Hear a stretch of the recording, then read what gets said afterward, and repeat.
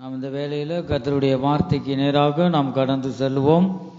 நாம் வாசிப்போம் யோசுவாவின் புஸ்தகம் 3வது அதிகாரம் 5வது வசனத்தை ஒருவர் சத்தத்தை உயர்த்தி நாம் வாசிக்கலாம். யோசுவாவின் புஸ்தகம் 3வது அதிகாரம் 5வது வசனத்தை ஒருவர் வாசிப்போம். And Joshua said unto the people, Sanctify yourselves, for the tomorrow the Lord will do wonders among you. அப்பொழுது யோசுவா கருக்கான கத்திகளை உண்டாக்கி இஸ்ரவேல் புத்திரரை யோசுவாவின் புஸ்தகம் 3வது அதிகாரம் 5வது வசனம். யோசுவா ஜனங்களை நோக்கி, உங்களை பரிசுத்தம் பண்ணிக் கொள்ளுங்கள், நாளைக்கு கர்த்தர் உங்கள் நடுவிலே அற்புதங்களை செய்வார் என்றான். இப்பொழுது வாசிக்க கேட்ட அந்த வசனத்தின் மூலமாக கர்த்தர் ஒவ்வொரு இருதயங்களிலும் பேசும்படியாக நாம் ஜெபிப்போம். எங்கள் அன்பின் இயேசுவே, நாங்கள் துதிக்கிறோம், ஸ்தோத்தரிக்கிறோம். அப்பா கர்த்தாவே, இந்த கால வேளையில ஆண்டவரே, நாங்கள் வாசிக்க கேட்ட உங்களுடைய வார்த்தை மூலமாய் ஒவ்வொரு இருதயத்தில் நீங்க பேசுங்க கர்த்தாவே. ஸ்தோத்திரம் ஆண்டவரே, உடைய வார்த்தை ஒவ்வொரு மனிதனையும் தகுதியாக்குகிறது. ஆண்டவரே உடைய வார்த்தை ஒவ்வொருவரையும் ஆசீர்வதிக்கிறது. நீ வார்த்தையாக இருக்கீங்க, வார்த்தையாகிய தேவன். ஆண்டவரை ஒவ்வொரு இருதயத்திலும் பேசி உடைய வார்த்தையாகிய தேவன் ஒவ்வொருவரையும் நீங்க ஆசீர்வதிங்க. நீங்க பேசுங்க, நாங்கள் கேட்கிறோம். இயேசு கிறிஸ்துவின் மூலமா வேண்டிக் கொள்கிறோம் எங்க நல்ல பிதாவே, ஆமென். கர்த்தருடைய பரிசுத்த நாமத்திற்கு மகிமை உண்டாகட்டும். இப்பொழுது வாசிக்க கேட்டு இந்த வசனத்தில் நாம் பார்க்கிறோம், யோசுவா ஜனங்களை நோக்கி, உங்களை பரிசுத்தம் பண்ணி கொள்ளுங்கள், நாளைக்கு கர்த்தர் உங்கள் நடுவிலே அற்புதங்களை செய்வார் என்று நாம் வாசிக்க கேட்டோம். கர்த்தருடைய பரிசுத்த நாமத்திற்கு மகிமை உண்டாகட்டும். நம்முடைய தேவன் பரிசுத்தராய் இருக்கிறார். அவர் யாரும் சேரக்கூடாத பரிசுத்தத்தில் வாசம் செய்கிற அந்த தேவன் நம் இருதயத்தில் வந்து கர்த்தர் நம்மை ஆசீர்வதித்து நம்ம குடும்பங்களையும் கர்த்தர் ஆசீர்வதிக்கிறார். நம்ம அதிசயங்களையும் அற்புதங்களையும் இரட்டிப்பான நன்மையை நாம் பெற்றுக்கொள்ள வேண்டுமானால் நம்மளை பரிசுத்தம் பண்ணி கொள்ள வேண்டும். உங்களை பரிசுத்தம் பண்ணி கொள்ளுங்கள், நான் உங்களை பரிசுத்தமாக்குற கர்த்தர் என்று இன்னொரு இடத்துல நான் வாசிக்கிறோம். கர்த்தருடைய பரிசுத்த நாமத்திற்கு மகிமை உண்டாகட்டும். யோசுவா பாருங்க, ஜனங்களை நோக்கி, உங்களை பரிசுத்தம் பண்ணி கொள்ளுங்கள், நாளைக்கு கர்த்தர் உங்கள் நடுவிலே அற்புதங்களை செய்வார் என்று சொல்லுவதை நாம் பார்க்கிறோம். ஆகவே நாம் ஒவ்வொரு நாளும், ஒரு நாள் மட்டும் இப்படி கிடையாது, அனுதினமும் நம்ம சுத்திகரிப்பின் ஜீவியம் நமக்கு மிகவும் அவசியம். நாம் பரிசுத்தம் பண்ணி கொள்ளும் போது கர்த்தர் இரட்டிப்பான நன்மையும் நம்மை ஆசீர்வதிக்கிற தேவனாய் நமக்குள்ள இருந்து அவர் வெளிப்படுவார். ரட்சிக்கப்பட்ட நாம் தேவனுக்கு முன்பாக எப்பொழுதும் ஒரு பரிசுத்த ஜீவியம் செய்ய வேண்டும். அதுதான் தேவன் விரும்புகிறார். நம்முடைய தேவன் பரிசுத்தர். அவருடைய பிள்ளைகளாகிய நாம் பேச்சிலும் செயல்களிலும் பரிசுத்தமாக இருக்க வேண்டும் என்று அவர் விரும்புகிறார். ஆகவே பரிசுத்தமுள்ள தேவன், அவர் கேட்ட ஒரு பரிசுத்தம் நமக்கு இருந்தால் மாத்திரமே அவர் நமக்குள்ள வந்து அவர் வெளிப்படுவார். கர்த்தருடைய பரிசுத்த நாமத்திற்கு மகிமை உண்டாகட்டும். அப்ப ரட்சிக்கப்பட்ட நாம் ஒவ்வொருவரும் ஒரு பரிசுத்த ஜீவியம் செய்ய வேணும். எப்படிதான் நாம் பரிசுத்தம் அடைய முடியும்? வேத வசனம், சங்கீத புஸ்தகம் 119வது சங்கீதத்துல 9வது வசனம் நினைக்கிறேன், நம்ம அந்த வசனம் நம்ம இருதயத்துக்குள்ள அனுதினமும் போக வேண்டும். இந்த வார்த்தைகளை விசுவாசிக்க வேண்டும். நம்மளை பரிசுத்தம் பண்ணி கொள்ளணும். ஆண்டவரே, எனக்குள்ள இருக்கிற எல்லாம் அசுசிகளும் நீங்கி என்னை சீர்படுத்துங்க, ஸ்திரப்படுத்துங்க, உம்மை போல என்னை மாற்றுங்க. ஒரு பாடல் கூட இருக்கு, இயேசுவே உம்மை போலாக வாஞ்சிக்கோதே என்னுள்ளம், இயேசுவே உம்மை போலாக வாஞ்சிக்கோதே என்னுள்ளம், என் ஆவி ஆத்மா சரீரம் முற்றும் படைத்து விட்டேன், என்னை ஏற்றுக்கொள்ளும் ஐயனே. என் ஆவி ஆத்மா சரீரம் முற்றும் படைத்து விட்டேன், என்னை ஏற்றுக்கொள்ளும் ஐயனே.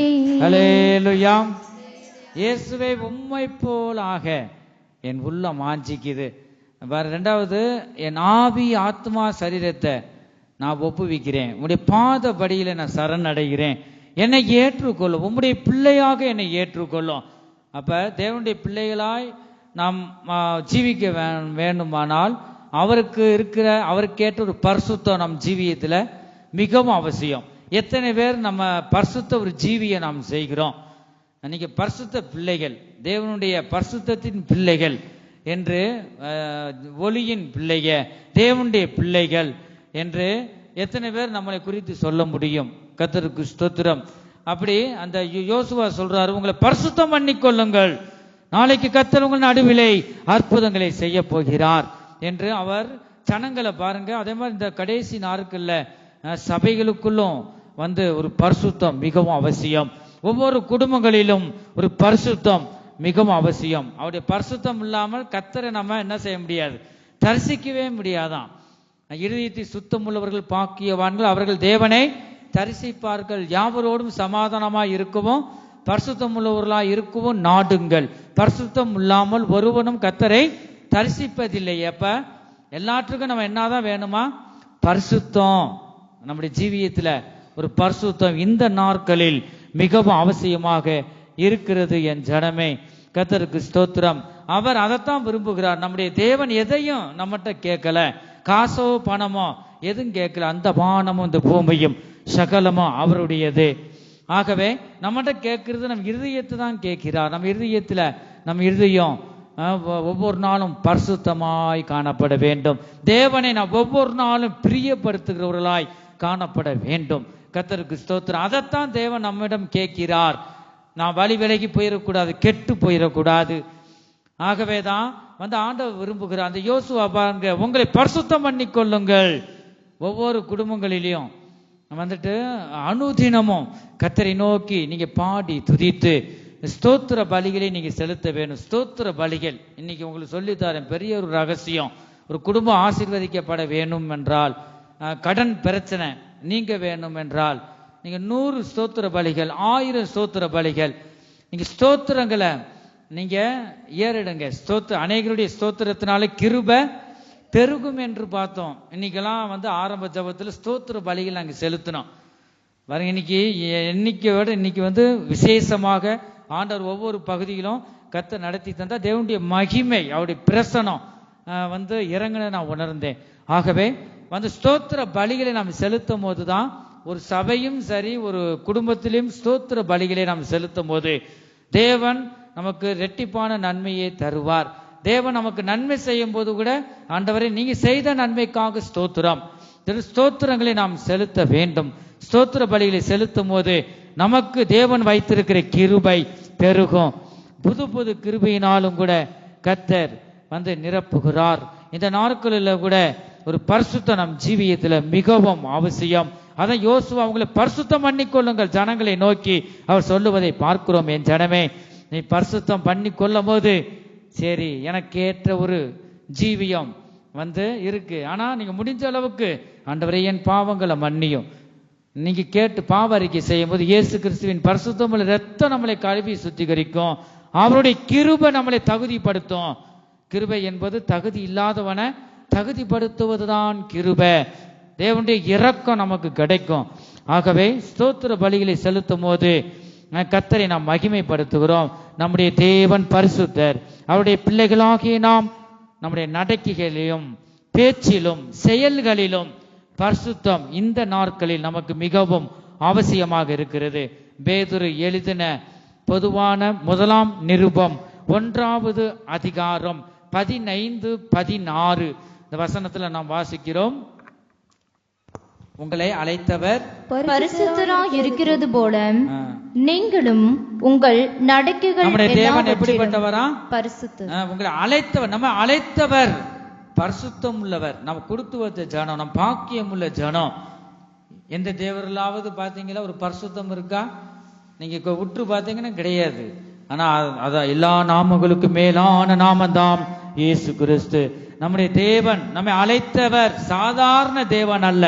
அந்த வானத்தையும் பூமியும் சிருஷ்டித்த தேவன் நம்மில் அன்பு வைத்து, இந்த பூமியில எல்லாரும் பார்த்துட்டு போயிட்டாங்க, வேடிக்கை பார்த்துட்டு. ஒன்றுமே நமக்கு முன்பாக யாரும் வரல. இயேசு கிறிஸ்து பாருங்க, பிதாவாகிய தேவன் அவருடைய ஒரே குமாரனை இயேசு கிறிஸ்துவை இந்த பூமிக்கு நமக்கு பரிசாக தந்தார். என் ஜனமே, அவருடைய இரத்தம் தான் தேவன் பாருங்க, இயேசு கிறிஸ்துவின் இரத்தத்தின் மூலமாக தான் நம்மளை நினைவு கூறுகிறார். அவர் மகன் மூலமா தான் கிருபை கிடைக்குது. கிருபையாகிய தேவன் கிருபை பாருங்க, இயேசுக்கு அவருடைய குமாரனை நினைக்கிறார், அவர் இரத்தத்தை நினைக்க. இயேசு கிறிஸ்துவின் பரிசுத்தமுள்ள இரத்தத்தின் மூலமாக கர்த்தர் நம்முடைய பாவங்களை கழுவி தேவன் சுத்திகரிக்கிறார். இரட்டிப்பான நன்மையும் இயேசு கிறிஸ்துவின் இரத்தத்தின் மூலமாக நமக்கு கிடைக்கிறது என்று வேதம் சொல்லுகிறது. உங்களை அழைத்தவர் பரிசுத்தராய் இருக்கிறது போல நீங்களும் உங்கள் நடக்கைகள் எல்லாவற்றிலேயும் எல்லாவற்றிலும் எல்லாம் சேர்ந்துரும். பேச்சு, செயல்கள், நடைகள் எல்லாவற்றிலும் நம்ம பரிசுத்தம் மிகவும் அவசியம். இந்த பூமியில நம்ம என்னன்னாலும் நமக்கு இருக்கலாம், அதெல்லாம் இந்த பரலோகம் கொண்டு போகாது.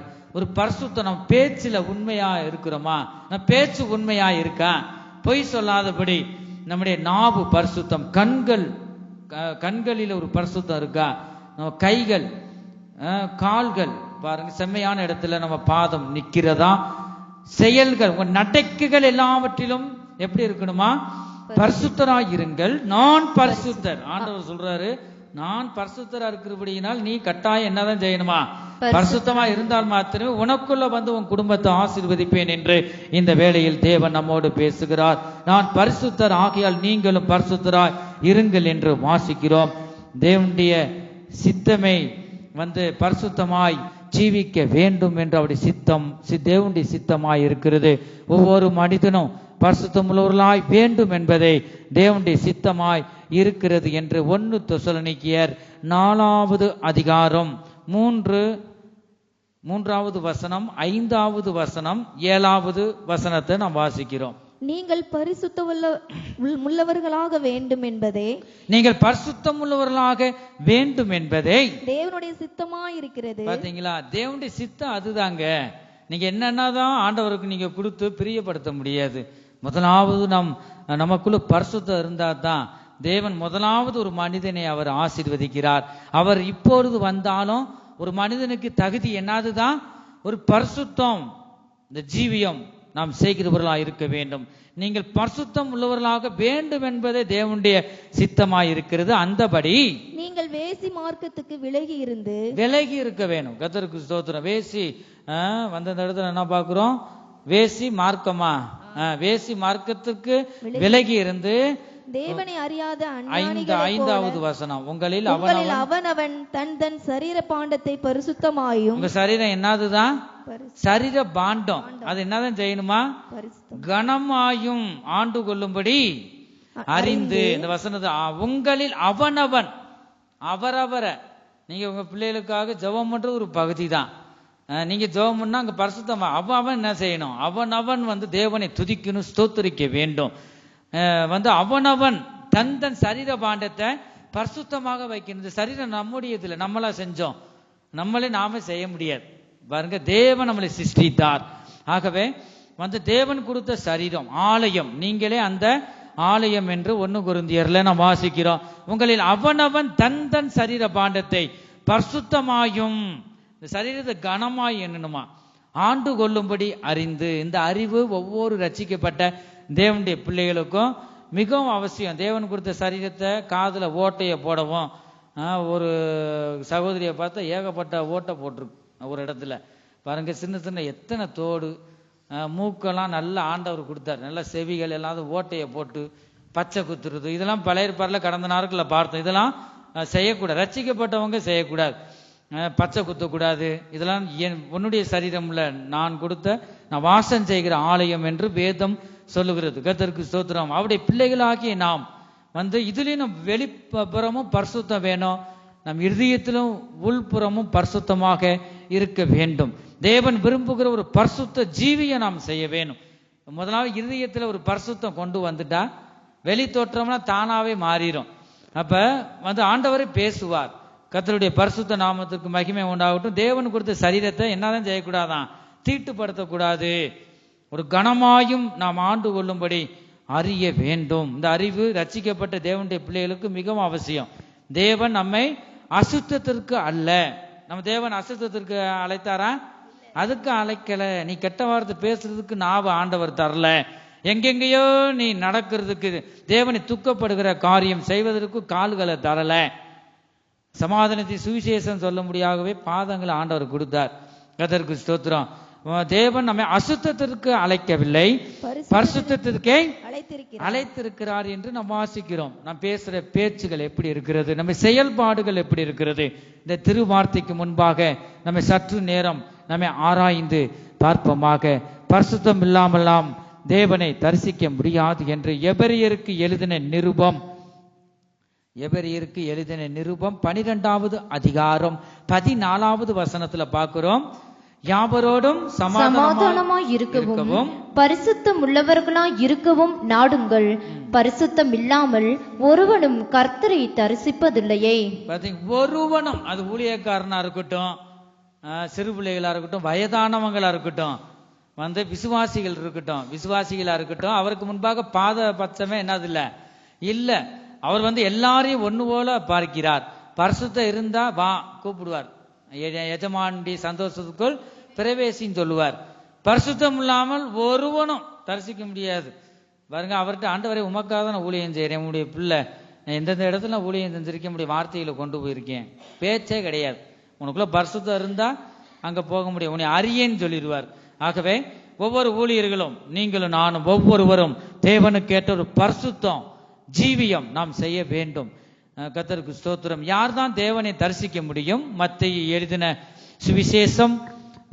எழுதின சுவிசேஷம் 5வது அதிகாரம் 8வது வசனத்தை நான் வாசிக்கும் போது, இருதயத்தில் சுத்தமுள்ளவர்கள்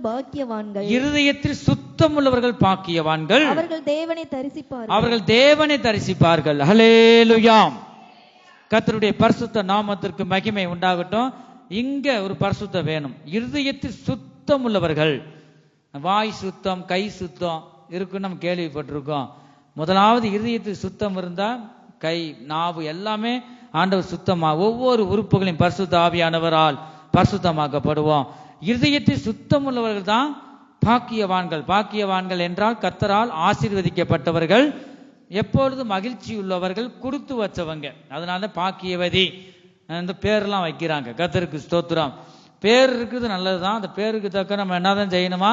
இந்த கர்த்தரால் ஆசீர்வதிக்கப்பட்டவர்களாய் மனமகிழ்ச்சியோடு நாம் காணப்பட வேண்டும். அவங்கதான் இருதயத்தை சுத்தம் உள்ளவர்கள் மாத்திரமே தேவனை தரிசிக்க முடியும். சங்கீத புஸ்தகம் 96வது சங்கீதம் 9வது வசனத்தை நான் வாசிக்கும் போது, சங்கீத புஸ்தகம் 90, பரிசுத்த அலங்காரத்துடனே கர்த்தரை தொழுது கொள்ளுங்கள். எப்படிதான் நாம் தொழுது கொள்ளணுமா? பரிசுத்த அலங்காரத்துடனே கர்த்தரை தொழுது கொள்ளுங்கள் என்று வாசிக்கிறோம். ஆராதனை பகுதியும் கூட ஆவியானவர் எச்சரித்தார். பரிசுத்த ஒவ்வொரு தேவனுடைய பிள்ளைகளும் பரிசுத்த அலங்காரத்துடன் தேவனை நாம், அது ஒரு அலங்காரம் என்று வேதம் சொல்லுகிறது. அலங்காரம் ஒவ்வொரு இருதயத்திலும், கண்களிலும், கைகள், கால்கள் ஒவ்வொன்றும் ஒரு அலங்காரம். பரிசுத்தத்தினால உள் அலங்காரம். இருதயத்துல ஒரு சுத்தத்தோடு, ஒரு நடுக்கத்தோட தேவன் என்ன செய்யணுமா? களி கூற வேண்டும். பரிசுத்த அலங்காரத்துடனே கர்த்தரை தொழுது கொள்ளுங்கள் என்று வாசிக்கிறோம். பரிசுத்தம் உள்ளவன் இன்னும் பரிசுத்தம் அடையட்டும், பரிசுத்தமாகட்டும் என்று வெளிப்படுத்தின விசேஷத்துல நாம் வாசிக்கிறோம். பரிசுத்தம் உள்ளவன் இன்னும் பரிசுத்தம் அடைந்து, மகிமையின் மேல் மகிமை அடைந்து, அவருடைய சாயலை தரித்து கொள்ள வேண்டும் என்று தேவன் விரும்புகிறார். எத்தனை பேர் இந்த தேவனுடைய பரிசுத்தம் எனக்குள்ள ஆளுகை செய்ய வேண்டும் என்று விரும்புகிறோம்? சொல்றவங்க சத்தத்தை உயர்த்தி சொல்லுங்க, ஹல்லேலூயா. நல்லா தூங்குறவங்க சொல்லுங்க, ஹல்லேலூயா. விழிப்புள்ளவர்களா இருக்க வேண்டும். கர்த்தருக்கு ஸ்தோத்திரம். பரிசுத்தம் என்பது பாருங்களேன், பரிசுத்தம் என்பது என்ன?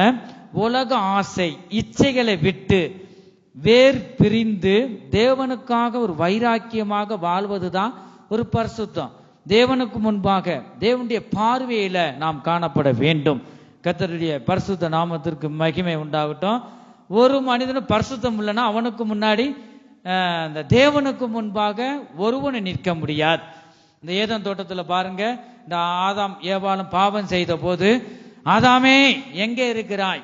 ஆண்டவருடைய சத்தத்தை கேட்டு அவ பாவம் செஞ்சுட்டாங்க. மரத்துக்கு கீழே பாருங்க, கர்த்தருடைய சத்தத்தை கேட்டபடினா நான் உமக்கு முன்பாக என்னால நிற்க முடியல, உடைய சத்தத்தை என்னால கேட்க முடியல, நடுங்கி போய் பயந்து போய் ஒளிந்து இருக்கிறதை நாம் பார்க்கிறோம். ஆகவே அவர் நம்முடைய தேவன் அவருடைய சத்தமே மெல்லிய சத்தமா இருக்கும். கர்த்தருக்கு ஸ்தோத்திரம். அவருடைய சத்தத்தை கேட்கும் போது அவருடைய சத்தத்தை கேட்கிறவனும் பாக்கியவான்கள் தான். கர்த்தருடைய பரிசுத்த நாமத்திற்கு மகிமை உண்டாகட்டும். ஆகவே தேவனுடைய சத்தம் அநேகரால கேட்க முடியாது. ஏன் கேட்க முடியலன்னா அவங்களுக்குள்ள இருள் இருக்கு, இருளின் கிரியைகள் இருக்கிறது. அதனால ஆதாம் ஏவாலும் ஒளிஞ்சுக்கிட்டாங்க தேவ சத்தத்தை கேட்கும்போது. ஆகவே ஒவ்வொரு நாளும் பரிசுத்தத்தின் மேல் பரிசுத்தம் அடையும் போது தேவ சத்தத்தை நாம் கேட்போம், அவரை நாம் தரிசிப்போம். சொப்பனத்தின் மூலமா பேசுவார், நாம் தரிசனங்களை நாம் காண்போம். கர்த்தருக்கு ஸ்தோத்திரம். அதனாலதான் பரிசுத்தம் உள்ளவன் இன்னும் பரிசுத்தமாகட்டும் என்று சொல்லுவதை நாம் பார்க்கிறோம். கர்த்தருக்கு ஸ்தோத்திரம். இரண்டாவது நாம் பார்க்கிறோம், முதலாவது பரிசுத்தம் என்பது என்ன? உலக ஆசை இச்சைகளை விட்டு வேர் பிரிந்து தேவனுக்காக ஒரு வைராக்கியம் கொண்டு வாழ்வதுதான் ஒரு பரிசுத்தம். இரண்டாவது பரிசுத்தம் என்பது நாம் தேவனுடைய பார்வையில் இருக்கும்போது பரிசுத்தம் அடைகிறோம். கர்த்தருக்கு ஸ்தோத்திரம். தேவனால் அழைக்கப்பட்டு தெரிந்து கொள்ளப்பட்டவர்களை தேவன் நீதிமான்களாய் ஆக்குகிறார். அந்த வைராக்கியம் இருக்கணும். கர்த்தருக்கு ஸ்தோத்திரம். தேவனுடைய பார்வையில் தேவன் நேரடியாக அவர் பார்க்காமல் இயேசு கிறிஸ்துவின் இரத்தத்தின் மூலமாய், அதனாலதான் பாவ அறிக்கை செய்யுங்க. இந்த இயேசு கிறிஸ்துவின் இரத்தம் கழுவி சுத்திகரிக்கும். அவர் பிதாவை பார்த்து நாம் உயிரோடு இருக்க முடியாது. இயேசுவின் அவருடைய குமாரனுடைய இரத்தத்தின் மூலமாக நமக்கு இரக்கம் கிடைக்கிறது. அதை நாம் அறிந்து கொள்ள வேண்டும். தேவன் நேரடியா நாம் பார்க்க முடியாது. யாரும் சேரக்கூடாத பரிசுத்தத்திலே அவர் வாசம் செய்கிற தேவன். அந்த தேவன் நேரடியா அவர் பார்க்க மாட்டார், அவருடைய குமாரனை நினைக்கிறார். இயேசு கிறிஸ்துவின் இரத்தத்தின் மூலமாக நம்மளை நினைவு கூறுகிறார். இயேசுவின் இரத்தத்தின் மூலமாக நம்மளை பார்க்கிறார். அப்பொழுது நாம் நீதிமான்களாக்கப்படுகிறோம். கர்த்தருக்கு ஸ்தோத்திரம். இரண்டாவது, நீதிமான்களாக்கப்பட்ட பின்பு நாம் பரிசுத்தவானாக மாற வேண்டும். கர்த்தருக்கு ஸ்தோத்திரம். தேவன் நீதிமானை சோதித்து புடமிட்டு தேவன் பரிசுத்தமாக்குகிறார் என்று வேதத்தில் நாம் வாசிக்கிறோம். கர்த்தருக்கு ஸ்தோத்திரம். பரிசுத்தமாக்கப்பட்டவர்களை மகிமைப்படுத்துகிறார். கனத்துக்குரிய பாத்திரமாய் மகிமையினாலும் கனத்தினாலும் முடி சூட்டி கர்த்தர் பயன்படுத்துகிறார். ரோமருக்கு எழுதின நிருபம் 8வது அதிகாரம் 30வது வசனத்தை நான் வாசிக்கும் பொழுதே, ரோமருக்கு எழுதின நிருபம், எவர்களை முன்குறித்தாரோ அவர்களை அழைத்தும் இருக்கிறார், எவர்களை அழைத்தாரோ அவர்களை நீதிமான்களும் ஆக்கி இருக்கிறார். பாத்தீங்களா? அவர்களை நீதிமான்களாக்கும் இருக்கிறார். எவர்களை நீதிமான்கள் ஆக்கினாரோ அவர்களை மகிமைப்படுத்தியும் இருக்கிறார். நம்ம நினைக்கிறோம் யாரையும் நீதிமான் இல்ல நம்ம குறை சொல்லிடக்கூடாது. அவர் நீதிமான ஆக்குற தேவன் அவர் அல்லவா. மனுஷர் ஒருவனை நீதிமானாக்க முடியாது. நம்முடைய தேவன் பாருங்க, அவர் நம்ம அழைத்த தேவன் முன் குறித்திருக்கிறார். அவர் ஒரு மனிதனை உயர்த்துன்னு நினைச்சிட்டான். தடுக்க ஒரு ஊழியக்காரனாலும் மனுஷராலும் எவனாலையும் முடியாது. எந்த கொம்பனாலும் ஒரு குடும்பம் உயர்வதை தேவன் நினைச்சிட்டான். அதை தடை பண்ண ஒருவனாலும் முடியாது.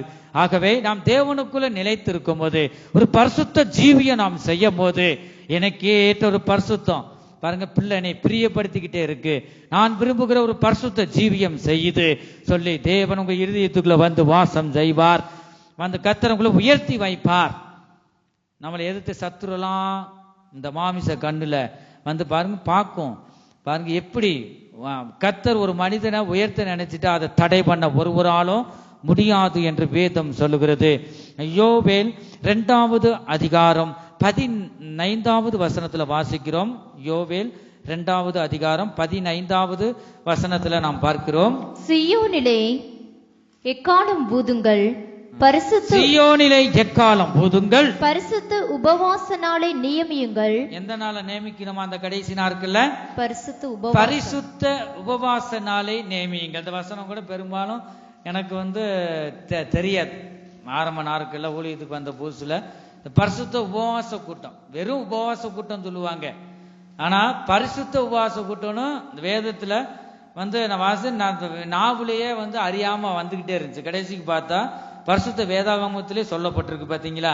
அநேக காரியம் வேதத்தை வாசித்தாலும் ஒரு சில காரியங்களை நம்ம நாவுல நமக்கே ஆச்சரியமா இருக்கும், இந்த வார்த்தை வேதத்தில் இருக்கான்னு.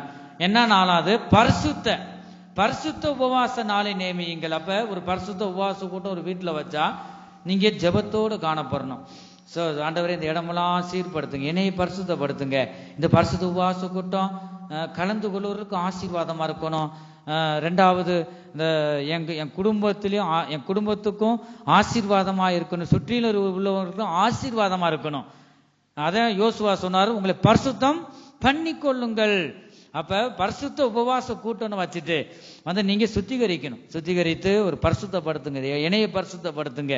பாருங்க, அதனாலதான் கடைசி காலம், இந்த கடைசி காலத்துல சபையை பரிசுத்தப்படுத்தி கொண்டிருக்கிறார் தேவன். இயேசு ராஜா சீக்கிரம் வெளிப்பட போகிறார். இந்த இடத்துல நம்ம பார்க்கிறோம், பரிசுத்த உபவாச நாளை நியமிக்கணுமா, நியமிங்கள், விசேஷித்த ஆசரிப்பை கூறுங்கள். அப்ப அதே அதிகாரத்தில் நம்ம பார்க்கிறோம், பிள்ளைகளையும் எல்லாம் கூட்டுங்கள், புறப்படுங்கள் என்று அதே அந்த யோவேல்ல வாசிக்கிறோம். ஆகவே பரிசுத்த உபவாச நாள் நீங்க விரும்புனா ஒவ்வொரு வீடுகள்லயும் வியாழக்கிழமை பெரிய சாயம்புரத்தில் இருக்கு. ஆகவே மற்ற நாள் நீங்க கூப்பிடுங்க, நாங்க வாரோம், டெய்லி கூட நாங்க வர ஆயத்தமா இருக்கிறோம். கர்த்தருக்கு ஸ்தோத்திரம். கடைசி காலம், சபை பரிசுத்தமாக்கி கொண்டிருக்கிறார். வீடுகள்லயும் ஒரு பரிசுத்தம் மிகவும் அவசியம். ஆகவே நீங்க கூப்பிடும் போது நல்ல சாப கட்டுகளும் இருக்கிற எல்லாம் கர்த்தர் நீக்கி போடுவார். ஜாதி பிசாசு எதனாலதான் போகுமா, ஜபத்திலும் உபவாசத்திலும் என்று வேற எதுக்கும் போக ஸ்ட்ராங்கா உட்கார்ந்துக்கிறோம். பிசாசுல வகையான பிசாசெல்லாம் இருக்கான், குட்டி பிசாசு, ஜாதி பிசாசு, அப்படி பார்க்கிறோம். ஆகவே இந்த ஜபத்துல தான் சும்மா ஸ்தோத்திரம் பண்ணி ஜெபம் பண்ணா குட்டி பிசாசெல்லாம் பயந்து ஓடிடும். இந்த ஜாதி பிசாசுக்கு உபவாசம் ஜபம் அதுலதான் போகுமா. கர்த்தருக்கு மத்தேயு சுவிசேஷத்தில் நாம் பார்க்கிறோம். ஆகவே நீங்க விரும்பினா தொடர்ந்து வெள்ளிக்கிழமை இங்க நடக்குது வேம்பார்ல. ஆகவே வேம்பார்லையும் மற்ற ஊர்களையும் நீங்க வீடுகளில் வைக்கணும்னா நீங்க கூப்பிடலாம். 2026 வருஷத்துல எல்லா வீடுகள்லையும் பரிசுத்த உபவாச கூட்டம் நடந்தா நல்லது. இந்த வாரம் உங்க வீடுனா அடுத்த வாரம் இன்னொரு வீடு, அப்படி அது ஆசீர்வாதம். கர்த்தர் நல்லவர் என்பதை ருசித்து பாருங்கள். இந்த பரிசுத்த உபவாச கூட்டம், முழு இரவு ஜெபம், இதெல்லாம் விசேஷ ஆசீர்வாதம் இருக்கு. நாங்க ருசி கண்டதுனாலதான் இதெல்லாம் நாங்க வைக்கிறோம். கர்த்தர் அது விசுவாசித்து வர்றவங்களுக்கு மாத்திரமே நன்மை கிடைக்கிறது. ஆகவே நீங்க தொடர்ந்து என்னதான் செய்யணுமா, பரிசுத்த உபவாச நாளை நியமிக்க வேண்டும், சபைகளிலும் வீடுகளிலும். அப்படி நியமிக்கிறது மாத்திரமல்ல, அதுக்கு நீங்க ஆட்களை கூப்பிடணும். முதலாவது நீங்க பரிசுத்தம் பண்ணணும். உங்களை பரிசுத்தம் பண்ணி சுற்றி இந்த இடம் முழுவதும் உங்களுடைய பரிசுத்தத்தினால் பவனி மாதிரி உங்க வீட்டுல 2 வாரம் 3 வாரம் அப்படியே சொல்லி ஜெபம் பண்ணி ஆசீர்வாதம் அந்த இடத்துல உங்களுடைய நாம மகிமைப்படட்டும் சொல்லிட்டு மற்றபடிதான் நீங்க எல்லாம் என்ன செய்யணும், ஆட்களை முடிஞ்ச வீட்டுல இருக்கிறவங்களை கூப்பிட்டு நீங்க ஜெபிக்கணும். அதை விட்டுட்டு நீங்க பாட்டுக்கு ஆளுகளை கூப்பிட்டுட்டு ஒருபோதும் ஜெபம் நடத்தக்கூடாது. கர்த்தருக்கு ஸ்தோத்திரம். அது ஒரு எச்சரிப்பா உங்களுக்கு சொல்றேன், வசனத்தை கொண்டு நான் சொல்றேன். ஆகவே ஊழியக்காரருக்கு தான் அந்த ஜெப கூட்டத்தை நடத்தணும். நீங்க பாட்டுக்கு எல்லாரையும் கூப்பிட்டு ஜெபத்தை நடத்துனீங்கன்னா ஒண்ணு வேஸ்ட். பாருங்க, உங்க மருமகளோ உங்க பிள்ளைகளோ அது அவங்க கூடி ஜெபிக்கலாம். ஆனா டெய்லி அந்த இடத்துக்கு ஜெபி வீடுகளில் ஜெபம் இல்லாம போயிடும். அதுக்காக நான் சொல்றேன். ரெண்டாவது, அதை நடத்துறவங்க தேவன் நியமிச்சவங்க தான் ஜெபத்தை நடத்தணும். ஆகவே விளையாட்டுத்தனமா நடத்திட்டு எல்லா பலவீனமும் அந்த குடும்பத்திற்கு சாபமெல்லாம் அவனை பிடிச்சிச்சுன்னா ஐயோ ஐயோன்னு புலம்பிக்கிட்டு இருக்க வேண்டியதான். ஆகவே எச்சரிக்கையா இருக்கணும். விசுவாசிகள் அங்கங்க இருக்கிற ஒவ்வொருவரும் பரிசுத்த உபவாச கூட்டத்தை வைக்கிறேன், இல்லைன்னா குடும்ப ஜெபம்னா உங்க குடும்பம் மட்டும் தான் ஜெபிக்கணும். ஒவ்வொரு வீடுகள்லயும் ஜெப சத்தம் கேட்கணும். ஆண்டவர் சித்தம் இருந்தா 2026 வருஷத்துல ஒவ்வொரு வீட்டுக்கும் நான் வருவேன். சாயந்தரம் ஜெபம் நடக்குதா 7 மணியோ 6:30க்கோ. ஆண்டவர் ஒருத்தர் பார்க்கிறார், காண்கிற தேவன். அவருக்கு முன்பாக ஒரு லட்சியத்தோடு வாழ்வோம், ஒரு பரிசுத்த ஜீவியம் செய்வோம். ஆகவே இந்த உபவாச கூட்டம் வைக்கிறோம், வீட்டு கூட்டம் வைக்கிறோம் சொல்லிட்டு பக்கத்துல யாரையும் கூப்பிடக்கூடாது. ஊழியர்கள் வந்தால் மாத்திரமே அன்னைக்கு நீங்க என்ன செய்யணும், ஆட்கெல்லாம் கூப்பிட்டு கெஞ்ச வேணாம், வர்றவங்க வரட்டும், நீங்க ஒரு லட்சியத்தோடு இருங்க. கர்த்தர் பெரிய காரியங்களை செய்வார். அதிசயங்கள் அற்புதங்கள் நடக்கும்போது தானாவே வரும். அதனாலதான் பெரும்பாலும் நான் வெளியில போகாத காரணம். இந்த ஐயா கூட சொல்லுவார், இங்கே இருக்கீங்க, வெளியில போனா ஆட்கள் நிறைய வரும். அநேகர் சொல்லியிருக்காங்க பாருங்க. அது ஆட்கள் சேர்க்கறது என்னுடைய வேலை இல்லை. அவங்க அற்புதம் நடக்கணும், அவங்க ஜீவியத்துல அதிசயங்கள் நடக்கணும். பாவ கட்டில இருக்காங்களா, அந்த பாவ கயிறு அறுக்க வேண்டும். அவங்களுக்கு விடுதலையை கத்த தர வேண்டும். அவங்க குடும்பத்துக்கு சமாதானம் இல்லையா, சமாதானம் உண்டாகணும். அதுக்காக பேர் சொல்லி நம்ம ஜெபிக்கிறோம். ஜெபம் பண்ணும் போது விசுவாசம் உள்ள ஜெபம் பிணியாளிகளை ரட்சிக்கும். ஆனா முதலாவது நீங்க அவருடைய வல்லமை ஜெபம் சொல்றது, இங்க இருந்து நம்ம ஜெபம் பண்றதே இந்த உன்னதத்தில் இருக்கிற தேவன் என்ன செய்யறாரு, ஜெபம் அவ்வளவு சக்தி இருக்கு. இங்க ஜெபிக்க எவ்வளவோ தூரம், அங்க உன்னதத்தில் இருக்கிற தேவனுக்கு இந்த சத்தம் எற்றதை நாம் பார்க்கிறோம். எவ்வளவு பெரிய தேவன் நம்முடைய தேவன். ஆகவே நம் ஜெபத்துல நாம தொடர்ந்து நிலைத்திருக்கும் போது கர்த்தர் பெரிய காரியங்களை அவர் செய்கிறார். நம்ம அவரவர வீடுகள் இருந்து குடும்ப ஜெபம். ரெண்டாவது, உங்க பிள்ளைகளை வசனத்தை வாசிக்க சொல்லுங்க, உங்க குடும்பத்துல உருவாக்குங்க, நல்லது. ஆகவே இது கடைசி காலமா இருக்கிறதுனால நீங்க ஒவ்வொரு நாளும் தன்னைத்தானே தாழ்த்தி இருக்கிற இடங்கள்ல அவரவர குடும்பங்கள்ல அவரவரை நீங்க என்ன செய்யணும், ஜெபிக்க வேண்டும். ஜெபம் பண்ணும்போது கர்த்தர் பெரிய காரியங்களை அவர் செய்கிற தேவனாய் இருக்கிறார். மற்றவர்களுக்கு கொஞ்சம் ஊருக்குள்ள இருக்கிறதுனால மற்றவர்களுக்கு கொஞ்சம் இடைஞ்சல் இல்லாம நீங்க என்ன செய்யணும், ஒரு பயபக்தியோடு ஒரு பரிசுத்த அலங்காரத்தோடு தேவனை நோக்கி நீங்க கூப்பிடலாம். மற்ற இடைஞ்சல் இல்லாம பாட்டு போட்டாலும் கொஞ்சம் ஒவ்வொருவருக்கும் நான் சொல்ற ஒரு ஆலோசனை, குறைச்சி வச்சு நீங்க கேளுங்க. கூட்டி வச்சாத்தான் ஆண்டவர் கேட்பாருன்னு இல்லை, குறைச்சி வச்சு அதே மாதிரி நீங்க ஜெபம் பண்ணுங்க, இருந்து நீங்க ஜெபம் பண்ணுங்க. சத்தமா கூட நீங்க என்ன செய்யுங்க, தேவனுடைய அன்பு இறங்கும் போது ஒரு உற்சாகத்தோட நீங்க ஜெபிக்கலாம். ஆகவே நீங்க டேப்பை போட்டு வால்யூமை கூட்டி வைக்கிறது, மற்றவர்களுக்கு நம்ம என்ன செய்யக்கூடாது, இடைஞ்சலா இருக்கக்கூடாது. ஆகவே அப்படிப்பட்ட ஞானத்தை நீங்க பெற்றுக்கொள்ளணும். நம்ம எல்லாரும் சகோதரிகளாய் இருக்கிறோம். ஆகவே நீங்க இருக்கிற இடத்துல பண்ற ஜெபம் அங்க ரட்சிக்கும். ஆகவே அதை மனதுல வைத்து ஒவ்வொரு குடும்பங்களும் என்னதான் இருக்கணுமா சொல்லுங்க, குடும்ப ஜெபம் சொல்லுங்க, குடும்ப ஜெபம் இருக்க வேணும். இந்த குடும்ப ஜெபம் இருக்கும்போது இதுல உள்ள சந்தோஷம் நீங்க அனுபவிக்கணும். சும்மா ஒரு பேருக்காக காலையிலையும் சாயந்தரமும் எத்தனை வருஷம் ரசிக்கப்பட்டு ஜெபம் நடத்திக்கிட்டு தான் இருக்கு. அதுல என்ன நமக்கு உண்டாயிடுச்சு, இது நிமித்தம் குடும்ப ஜெபம் வைக்கிறோம், இதுல இருந்து நமக்கு என்ன நாம் பெற்றுக்கொண்டோம், ரெட்டிப்பான நன்மை கிடைச்சிச்சா, சமாதானம் கிடைச்சிச்சா, தேவனுடைய உன்னதத்துக்குரிய சகலவித ஆசீர்வாதம் நமக்கு வந்துச்சா, பூமிக்குரிய ஆசீர்வாதத்தினால நிரப்புகிறாரோ, அதை நாம் சிந்திக்க வேண்டும். அப்படி இல்லைன்னா ஆண்டவரே எனக்குள்ள பரிசுத்தம் இல்ல, முதலாவது என்னை பரிசுத்தப்படுத்துங்க சொல்லி நம்ம தாழ்த்த வேண்டும். கர்த்தருக்கு ஸ்தோத்திரம். ஆகவே நம்ம அனுதினமும் நம்ம சுத்திகரிப்பின் ஜீவியம் நமக்கு மிகவும் அவசியமாக இருக்கிறது. ஆகவே இந்த பரிசுத்த உபவாச கூட்டத்தை நீங்க தொடர்ந்து நீங்க என்ன செய்யுங்க, ஒவ்வொரு வீடுகள்லையும் இந்த 2026வது வருஷத்துல நடக்க வேண்டும். ஒவ்வொருவரும் கர்த்தர் நல்லவர் என்பதை ருசித்து பார்க்க வேண்டும். இந்த பரிசுத்த உபவாச கூட்டம் எதுக்கு வைக்கிறோம், பரிசுத்த தேவன், நம்முடைய தேவன் பரிசுத்தர். ஆகவே பரிசுத்த உபவாச கூட்டம் கூட அப்படிதான் இருக்கணும். பாவ கட்டில் இருக்கிற விடுவிக்கணும், பாவ கயிறுகள் அறுக்க வேண்டும். ஒவ்வொன்றும் அதனாலதான் இந்த உபவாச கூட்டம் வைக்கிறோம். கர்த்தருக்கு ஸ்தோத்திரம். நீ வருகிற நாட்கள்ல கர்த்தர் அதிசயங்களையும் அற்புதங்களையும் அவர் செய்கிற தேவனாக இருக்கிறார். நாம் சமாதானத்தின் தேவன், இந்த இடத்துல அதை நாம் பார்க்கிறோம். 1 கொரிந்தியர் 1 தெசலோனிக்கேயர் 5வது அதிகாரம் 23வது வசனத்துல பார்க்கிறோம். சமாதானத்தின் தேவன் தாமே, சமாதானத்தின் தேவன் தான். நம்முடைய தேவன் பெயர் என்ன, சமாதானம் பிரபு என்று ஏசாயா தீர்க்கதரிசியின் புஸ்தகத்துல பார்க்கிறோம். நம்முடைய தேவன் சமாதானத்தின் தேவன் தாமே உங்களை முற்றிலும் கொஞ்சம் கிடையாது, முற்றிலும் ஆவி ஆத்மா சரீரமும் முற்றிலும் பரிசுத்தமாக்குவாராக.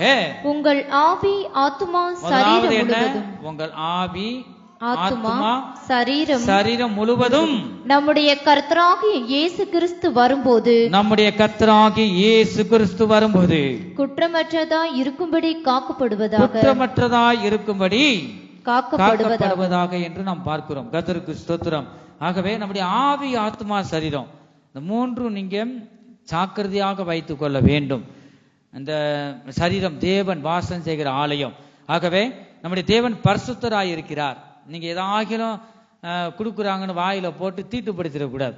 நீங்க சரீரம் பலவீனப்பட்டு போயிடும், தேவன் நம்ம விட்டு போய் விடுவார். ரட்சிக்கப்பட்ட தேவனுடைய பிள்ளைகள் இந்த விஷயத்துல ஜாக்கிரதையாக இருக்கணும். எதுக்காக படைக்கப்பட்டது நீங்க என்ன செய்யக்கூடாது, அசுத்தமானதுகளை நீங்க இது தேவனுடைய பார்வையில அசுத்தம் என்று வேதம் சொல்லுது. அந்த விஷயத்துல நீங்க தெளிந்த புத்தியுள்ளவர்களா இருந்து நீங்க காத்து கொள்ளணும். இந்த ஆவி, ஆத்மா, சரீரம் முழுவதும் நம்முடைய கர்த்தராகிய இயேசு கிறிஸ்து வரும்போது குற்றமற்றதா இருக்கும்படி காக்கப்படுவது. குற்றமற்ற ஒரு குறை கூட நம்மளை பார்த்தா சொல்லக்கூடாது. தானியேலை பார்க்கிறோம், இயேசு கிறிஸ்து கூட பிலாத்து சொல்றத ஒரு குற்றத்தையும் கூட இவரிடம் நான் காணவில்லையே. அப்படிப்பட்ட ஒரு ஜீவியம் ரட்சிக்கப்பட்ட தேவனுடைய பிள்ளைகள் செய்ய வேண்டும். இதுவரைக்கும் நம்ம குற்றம் பாவம் உள்ளவர்களாய், குறை உள்ளவர்களாய், குற்றம் நமக்குள்ள இருக்கும். ஆனா இந்த நிமிஷத்திலிருந்து தேவன் பேசுகிறார், நம்ம ஆவி, ஆத்மா, சரீரத்திற்கு அசுசிகள் நீங்கி கர்த்தர் வரும்போது குற்றம் இல்லாதவர்களாய் அப்படி சந்நிதியிலே நிற்கும்படி நாம் ஜாக்கிரதையாக இருக்க வேண்டும் என் ஜனமே. அதன் சொல்றார் பவுல் தான் இந்த வார்த்தையை சொல்றார், கர்த்தருக்கு ஸ்தோத்திரம், உங்களை முற்றிலும் பரிசுத்தமாக்குவாராக என்று நாம் பார்க்கிறோம். நாம் வாசிப்போம். எபிரெயருக்கு எழுதின நிருபம் 13வது அதிகாரம் 12வது வசனம். அந்தபடியே இயேசுவும் தம்முடைய இயேசுவும் தம்முடைய சொந்த இரத்தத்தினாலே, சொந்த ரத்தம், வேற கோழி ரத்தமோ மற்ற ரத்தம் இல்ல, பிதாவாகிய தேவன் அவருடைய குமாரனாகிய இயேசு கிறிஸ்து அவருடைய சொந்த ரத்தத்தின்படியே, அப்படிதானே வாசிக்கிறோம், சொந்த ரத்தத்தினாலே ஜனத்தை பரிசுத்தம் செய்யும்படியாக, பரிசுத்தம் செய்ய முடியாது. இயேசுவின் ரத்தம் தான் உன்னை பரிசுத்தப்படுத்தும். கோழி ரத்தமோ, ஆட்டு ரத்தமோ, மாட்டு ரத்தமோ ஒரு மனிதனுடைய பாவங்களை பரிசுத்தம் பண்ண முடியாது. இந்த புதிய ஏற்பாடு காலத்துல பாருங்க, மிருகங்கள் அடிக்கப்பட்டா பாவ நிவர்த்தி ஆகாது. பழைய ஏற்பாடுல அப்படி இருந்தது. இயேசு கிறிஸ்து மிருகங்கள் காலியானது, அதை பார்த்துதான் பிதாவாகிய தேவன் ஒரே குமாரனாய் இயேசு கிறிஸ்துவை நமக்கு இந்த பூமியிலே பரிசாக தந்தார். இயேசு கிறிஸ்து நமக்கு மட்டும் சொந்தம் இல்ல, உலகத்தில் இருக்க சர்வ லோகத்தில் இருக்க ஜனங்களுக்கும் அவர் தேவனாய் இருக்கிறார். எல்லாற்றுக்காகவும் அவருடைய இயேசு கிறிஸ்துவின் ரத்தம் இந்த பூமியிலே சிந்தப்பட்டிருக்கிறது என்று பார்க்கிறோம். தம்முடைய சொந்த ரத்தத்தினாலே ஜனங்களை பரிசுத்தம் செய்யும்படியாக நகர வாசலுக்கு புறம்பே பாடுபட்டார். பாருங்க, நமக்காக அவர் சும்மா கிடையாது. கர்த்தருடைய பரிசுத்த நாமத்திற்கு மகிமை உண்டாகட்டும். ஒரு மனிதன் இயேசு கிறிஸ்துவின் ரத்தத்தை சொல்லி என் பாவத்தை மன்னியும் இந்த உண்மையாக பாவ அறிக்கை செய்யும் போது இயேசு கிறிஸ்துவின் ரத்தம் சகல பாவங்களை நீக்கி அவனை சுத்திகரிப்பதற்கு நீதியும் உண்மையுள்ளதாய் இருக்கிறது. கர்த்தருக்கு ஸ்தோத்திரம். ரட்சிக்கப்பட்ட தேவனுடைய பிள்ளைகளுக்கு அனுதினமும் சுத்திகரிப்பின் ஜீவியம் வேண்டும். யோசுவாவின் புஸ்தகம் 3வது அதிகாரம் 5வது வசனத்துல நாம் பார்க்கிறோம், உங்களை பரிசுத்தம் பண்ணி கொள்ளுங்கள், நாளைக்கு கர்த்தர் உங்கள் நடுவிலே அற்புதங்களை செய்வார். ஒரு மனிதனுக்கு ஒரு பரிசுத்த ஜீவியம் இருக்கும் போது கர்த்தர் அற்புதங்களை செய்கிறார். இயேசுவே என்று சரணடைஞ்சிடணும். 2 வழியில இருக்கக்கூடாது. ஒண்ணு வெளிச்சமா, இருளா. இருள்னா இருள் பக்கம் போனா அது பாருங்க இருளான கஷ்டமான வாழ்க்கை, நம்மளை அழித்து விடும். பாவத்தின் சம்பளம் மரணம். ஆகவே வெளிச்சமாகிய தேவன் ஒரு மனிதன் வரும்போது தேவன் அழைக்கிறார். வருத்தப்பட்டு பாரம் சுமக்கிறவர்களை நீங்கள் எல்லாரும் என்னிடத்தில் வாருங்கள் என்று இயேசு ஒவ்வொருவரையும் அழைக்கிறார். ஒவ்வொருவரும் ஒவ்வொரு வேதனையோடு நீங்க வந்திருக்கலாம். உங்க சூழ்நிலையை மனுஷர் புரிந்து கொள்ளாமல் இருக்கலாம். உன் சூழ்நிலையை ஒவ்வொரு மத்தியில் அவர் பேசிக் கொண்டிருக்கிறார். அவர் உன் சூழ்நிலையை அறிகிற தேவன். உன்னுடைய பாரத்தை அவரிடம் இறக்கி வை. கர்த்தர் மேல் உன் பாரத்தை இறக்கி வை. அவர் உன்னை ஆதரிக்கிற தேவனாய் இந்த வேளையில் உன்னோடு அவர் பேசிக் கொண்டிருக்கிறார். அவர் நல்லவர். அவர் உன்னை நேசிக்கிறார். என் ஜனமே, தேவன் உன்மேல் அன்பாய் இருக்கிறார். பிதா நம்மேல் அன்பாய் இருக்கிறார். அவர் சொன்னார், நான் நம்பவில்லை. அவருடைய பிதாவாகிய தேவன் அவர் குமாரனை கொடுத்தார். குமாரனை கொடுத்து அவருடைய அன்பை விளங்க பண்ணினார். அவருடைய அன்பை இந்த கால வேளையை நோக்கி பார். அவரை நோக்கி பார்த்தால் உன் முகம் பிரகாசம் அடையும். உன் வீடு இருளாய் கிடக்கிற அந்த வீட்டை வெளிச்சமாக்குவார். இந்த வேளையில கர்த்தரை நோக்கி நீ பார். உனக்கு எப்படிப்பட்ட போராட்டமும் இருக்கலாம், இயேசுவிடம் நீ வந்தபடியினாலே கர்த்தர் உன்னை விடுவிக்கிறார். கர்த்தர் உனக்கு இரட்டிப்பான நன்மையை அவர் தந்து வழி நடத்துவார். அதுக்கு முன்பாக நீ செய்ய வேண்டிய ஒரு சில காரியம் இருக்கிறது. நீ பாவ அறிக்கை செய்து, ஆண்டவரை உமக்கேற்ற ஒரு பரிசுத்தத்தினால என்னை நிரப்புங்க. அனுதினமும் உம்முடைய வேத வசனத்திலும் ஆண்டவரை ஜெபத்திலும் நான் இருப்பேன். என் ஆவி, ஆத்மா, சரீரத்தை கர்த்தர் நீங்க காத்து கொள்ளுங்க. உடைய வார்த்தை என் இருதயத்தில் காணப்படட்டும். ஒவ்வொரு நாளும் உமக்கு முன்பாக உத்தமனாய் நடந்து கொள்வேன், ஒரு பரிசுத்த ஜீவியம் செய்வேன் என்று நீ அறிக்கை பண்ணுவாயானால் கர்த்தர் உனக்குள்ள வந்து உன்னையும் உன் குடும்பங்களையும் கர்த்தர் ஆசீர்வதிக்கிறார். அந்த பரிசுத்த தேவன் சீக்கிரம் இந்த பூமிக்கு வரப்போகிறார். இரண்டாவது முறையாக அவர் வரப்போகிறார்.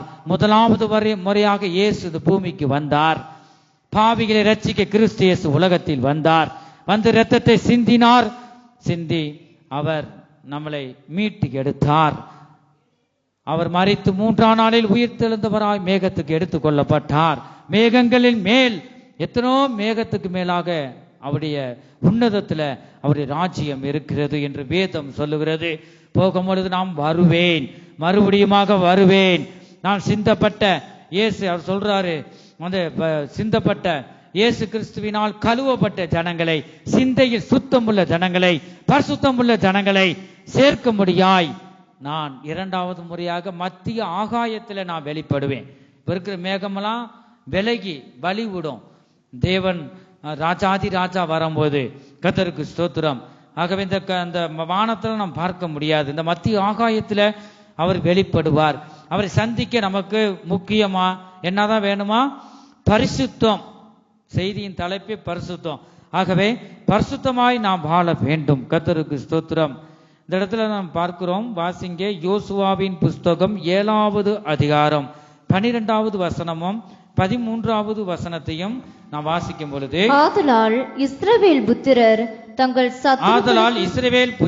தங்கள் சத்துருக்களுக்கு முன்பாக நிற்க கூடாமல் சத்துருவுக்கு முன்பாக சத்துரு நம்ம பார்த்து விலகி சிதறடிச்சு ஓடணும்னா நமக்குள்ள என்னதான் இருக்கணுமா?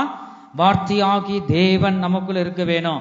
இந்த ஜனங்க பாருங்களேன், தேவனுடைய வார்த்தை இல்லாம, யாரோட சமாதானம் இல்லாம, தேவனுடைய குணங்கள் நமக்கு இல்லாம நம்ம எதையும் நாம் செய்யக்கூடாது. இந்த இடத்துல அதை நம்ம பார்க்கிறோம். வந்து சத்துருக்களுக்கு முன்பாக நிற்க கூடாமல் இஸ்ரவேல் ஜனங்க நிற்க முடியல. ஏன்? ஆண்டவருடைய வார்த்தைக்கு கீழ்ப்படி வணங்கா கழுத்துள்ள ஜனமா இருந்தாங்க. நிற்க கூடாமல் தங்கள் சத்துருக்களுக்கு முதுகை காட்டினார்கள். முதுகை காட்டினா என்னதான் செய்ய முடியும்? முதுகை காட்டுறாங்களாம். பலன் இல்ல. தேவனுடைய சர்வாயுத வர்க்கத்தை அவர் தரித்து கொள்ளவில்லை. தேவனுக்கு கீழ்ப்படிந்து ஜெபம், கர்த்தருடைய வார்த்தை இருக்குமானால், வெளிச்சமாகி தேவன் இருக்குமானால், தூரத்திலேயே பார்க்கும் போது இந்த ஜீவ ஒளி நமக்குள்ள இருக்கிறத பார்த்து சத்துரு நம்மளை நெருங்க முடியாது. இந்த இடத்துல நாம் பார்க்கும் முதுகை காட்டினார்கள் என்று நாம் பார்க்கிறோம். அவர்கள் சாபத்தீடானார்கள். நீங்கள் சாபத்தீடானதை உங்கள் நடுவிலிருந்து நிக்கிரகம் பண்ணாவிட்டால் இனி உங்களோடு இறைன். பாத்தீங்களா? நம்ம குடும்பத்திலும் சரி, நம்ம ஜீவியத்திலும் சரி, தேவனுக்கு பிரியமில்லாத அது ஆவியானவர் பாருங்க பேசினார். நமக்கு இருதயத்துல தேவனுக்கு துக்கப்படுத்துற ஏதோ ஒரு காரியம் செய்ததாக தேவன் நம்மளை எச்சரித்தார். கர்த்தருக்கு ஸ்தோத்திரம். நீங்க சாபத்தீடானதை வந்து உங்கள் நடுவிலிருந்து என்னதான் செய்யணுமா?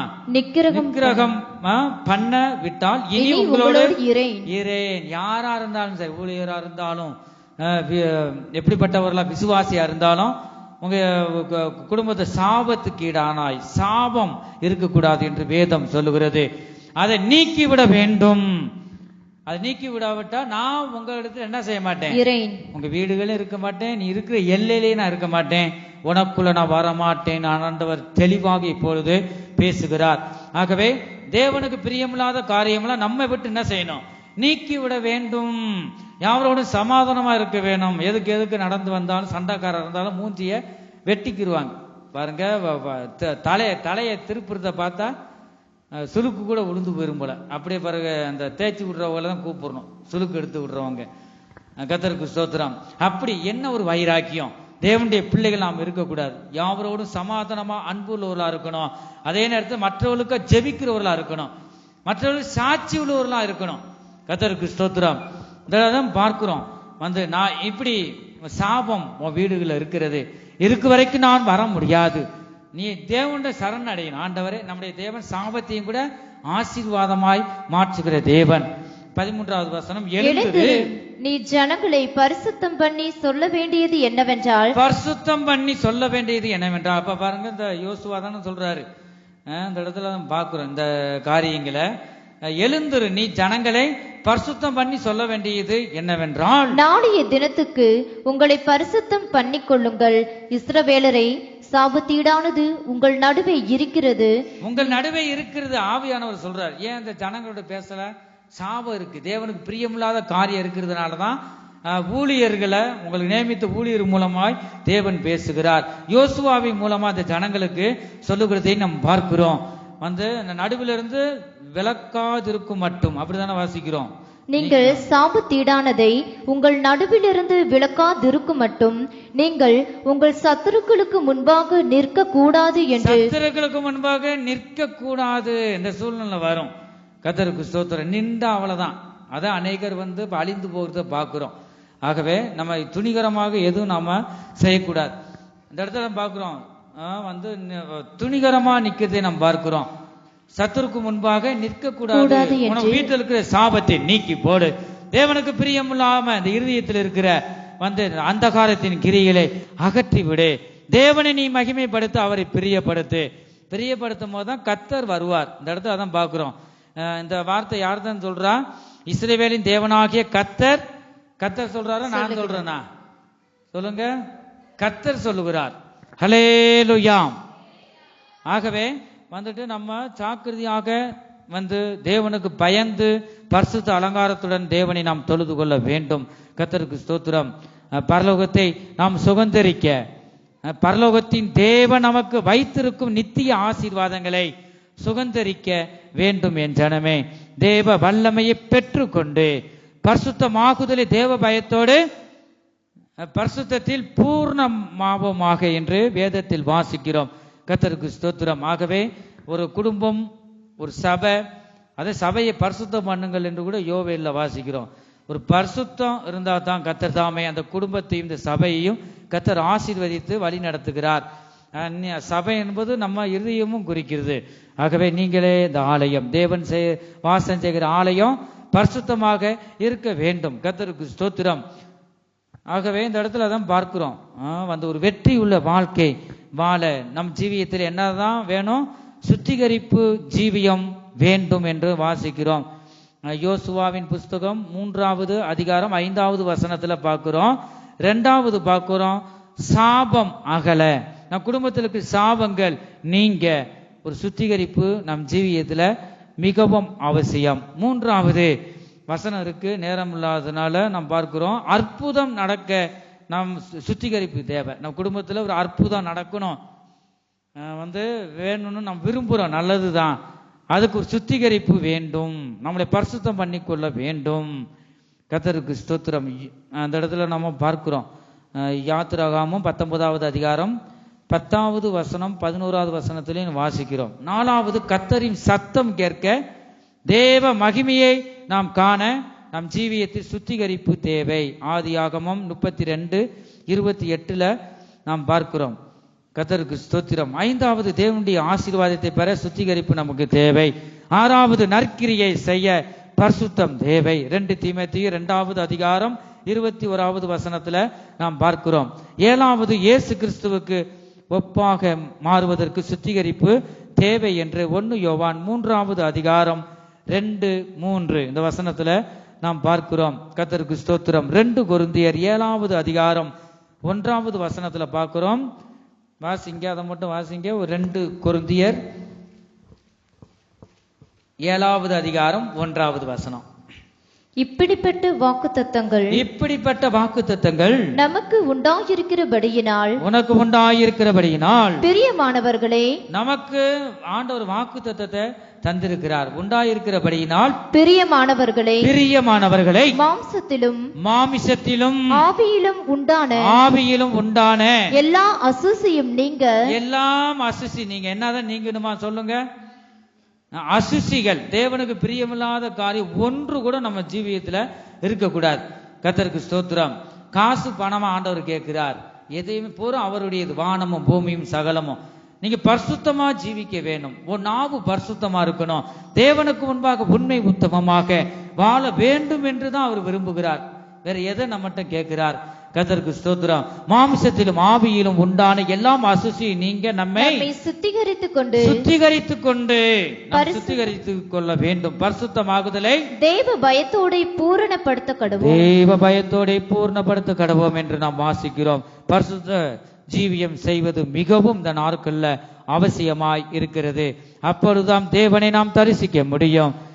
கர்த்தர் பரிசுத்த உள்ளவர்களுக்கு அவர் துணை நிற்கிறார்.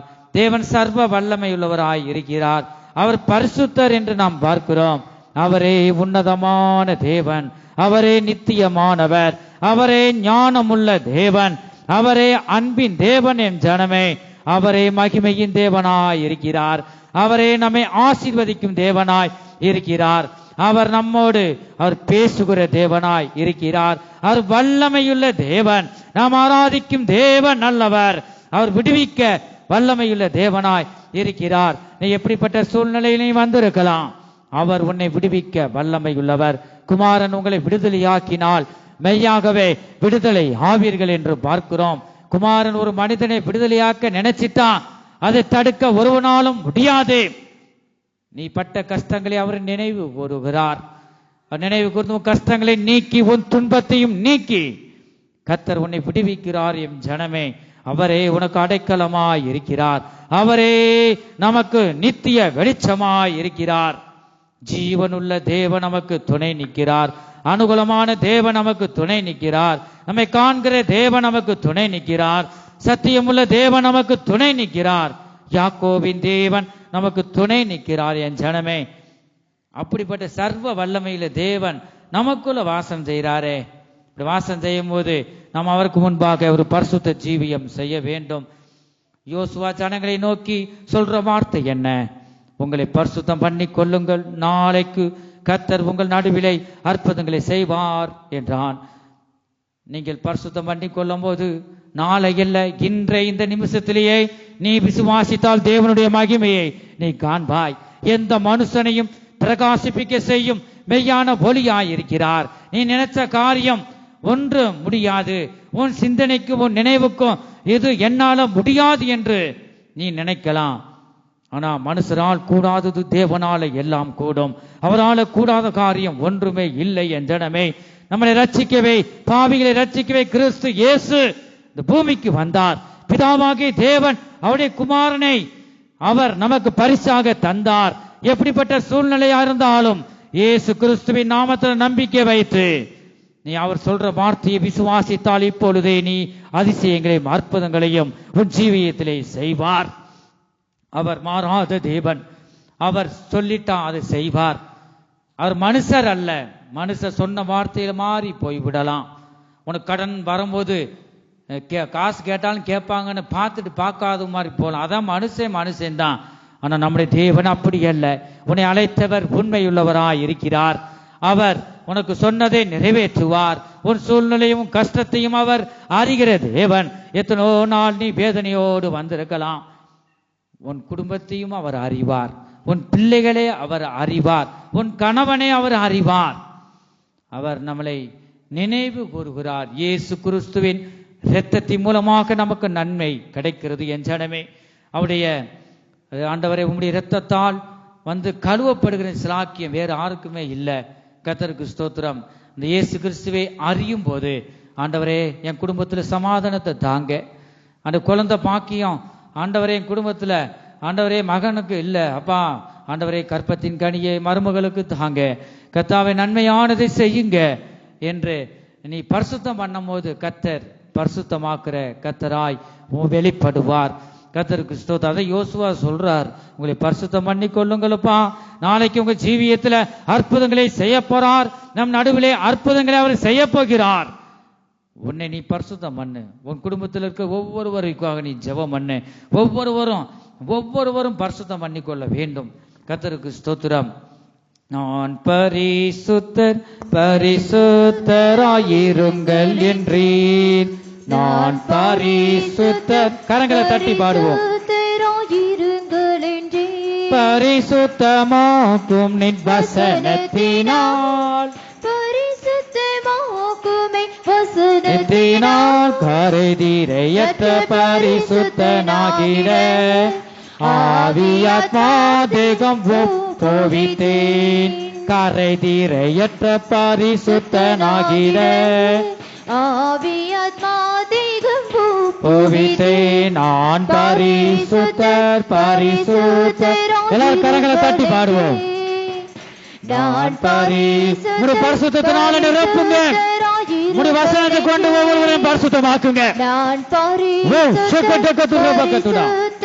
இருங்கள் என்றே நான் பரிசுத்தர் பரிசுத்தராயிருங்கள் என்றே பரிசுத்தமாக்கும் நின் வசனத்தினால் பரிசுத்தமாகுமே வசனத்தினால் கரை தீரையற்ற பரிசுத்தனாகிற ஆவியாத்மா தேகம் ஒப்புவித்தேன் கரை தீரையற்ற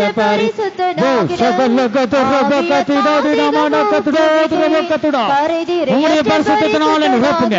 ஒரு வார்த்தையை கொண்டு கத்தாவே ஒவ்வொருவரையும் ஆண்டவர் வசனத்தினால் பரிசுத்தமாக்குங்க பரிசுத்தமாக்குங்க. பரிசுத்தனாகிட ஆவியாத்மா தேகம் ஒப்புவித்தேன். ஹல்லேலூயா. நான் பரிசுத்தர். அருமையான பாடல். பரிசுத்தராய் இருங்கள் என்று சொன்னார். யார் சொன்னா? மனுஷனா சொன்னா? தேவன் சொல்லுகிறார். பரிசுத்தமாக்கும் நீ வசனத்தை எதனால பரிசுத்தமாக்க முடியும்? தேவனுடைய வார்த்தையின் மூலமாய் வசனத்தின் மூலமாய்.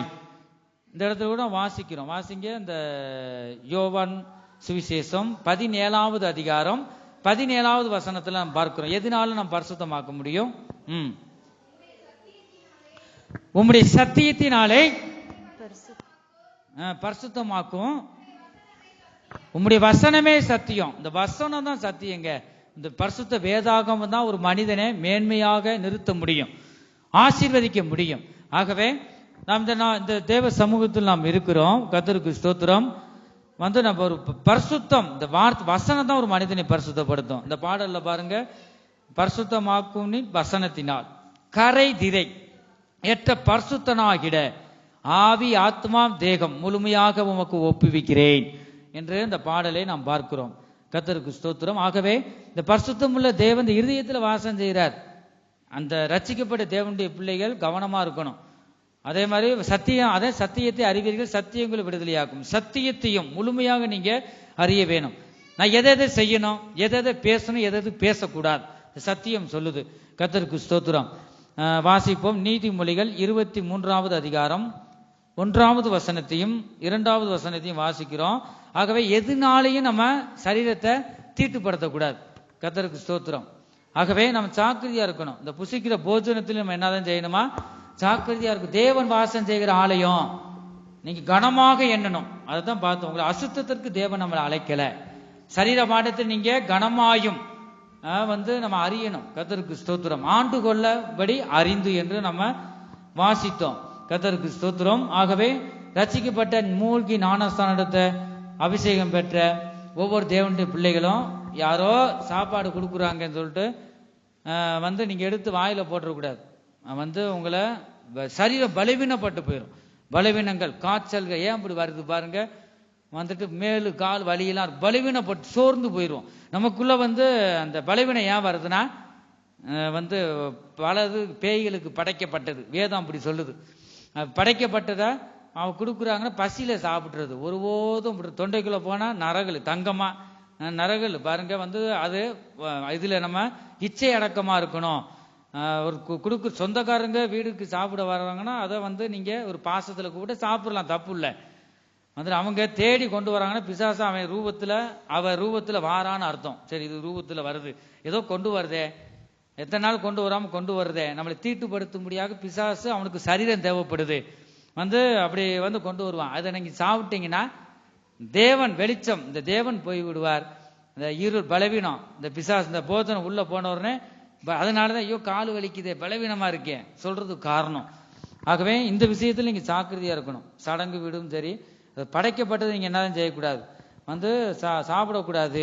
கர்த்தருக்கு ஸ்தோத்திரம். அதை இந்த வசனத்துல பாக்குறோம். வாசிங்க நீதிமொழிகள் 23:1-2. நீ ஒரு அதிபதியோட போஜனம் பண்ண உட்கார்ந்தால் உனக்கு முன்பாக இருக்கிறதை உட்கார்ந்தால், ஒரு அதிபதியோட போறோம் வீட்டுக்கு நீங்க போறீங்கன்னா அங்க போஜனம் பண்றதுக்கு சாப்பிட நீங்க உட்காரும் போது என்னதான் செய்யணுமா? உனக்கு முன்பாக இருக்கிறதை நன்றாய் கவனித்து பார். உனக்கு முன்பாக இருக்கு கவனித்து பார்க்கணும். எடுத்தவொடனே வாயில போட்டுறக்கூடாது. உங்க சரீரம் பலவீனப்பட்டு போயிடும். கர்த்தருக்கு முக்கிய ஞானஸ்தானம், மூழ்கி ஞானஸ்தானம் எடுத்தவங்க இந்த அறிவு உங்களுக்கு எத்தனையோ தூரம் நான் சொல்லியிருக்கேன் இந்த வசனத்தை. ஆகவே நீங்க மனதுல வைத்துக் கொள்ளணும். அதே மாதிரி கோயிலுக்கு வெட்டின கெடாவா இருந்தா அந்த கறியை நீங்க என்ன செய்யக்கூடாது, புசிக்க கூடாது. ஆகவே அந்த விஷயத்துல ஜாக்கிரதையா இருக்கணும். உனக்கு முன்பாக என்ன இருக்குன்னு கவனி. அது என்னது, இது என்ன நீ ஆராய்ந்துட்டு நீ சாப்பிடணும். அநேக ரட்சிக்கப்பட்ட தேவனுடைய பிள்ளைய ரத்தம் சாப்பிடுறத பார்க்கும். ரத்தம் ஏது? உயிர். இயேசு கிறிஸ்து நமக்காக ரத்தத்தை கல்வாரி சிலுவையிலே சிந்திருக்கிறார். ரத்தத்தை வறுத்து சாப்பிடுறாங்க. ரட்சிக்கப்படாதவங்க அவங்களுக்கு தெரியாம சாப்பிடுவாங்க, அறியாம. அப்ப ரத்தம் விலை கூட சொல்லி நீ வாயில போட்ட நீ தீட்டுப்பட்டு போயிருவ. நீ உன் சரீரம் பலவீனப்பட்டு போயிரும். தேவன் உனக்குள்ள வரமாட்டா. தெரிஞ்சு மனதார சத்தியத்தை அறிஞ்சு நீ செஞ்சா எந்திரிச்சு வந்துடணும். கர்த்தருக்கு ஸ்தோத்திரம். இலையில வச்சுட்டாங்கன்னா இது வேண்டாம். அது ஒரு சாட்சி, நடந்த சம்பவம். கர்த்தருக்கு ஸ்தோத்திரம். அநேக வீடுகள்ல அப்படி கூட இருக்கலாம். நீங்க சரி பண்ணிக்கொள்ளுங்க. நீ மூழ்கி ஞானஸ்தானம் எடுத்த, உன்னை சுத்திகரிச்சு கொண்ட, உனக்கு இப்ப இந்த வழியா வரும். சோதனை ஒவ்வொருவருக்கும் ஒவ்வொரு விதமா வரும். கர்த்தருக்கு ஸ்தோத்திரம்.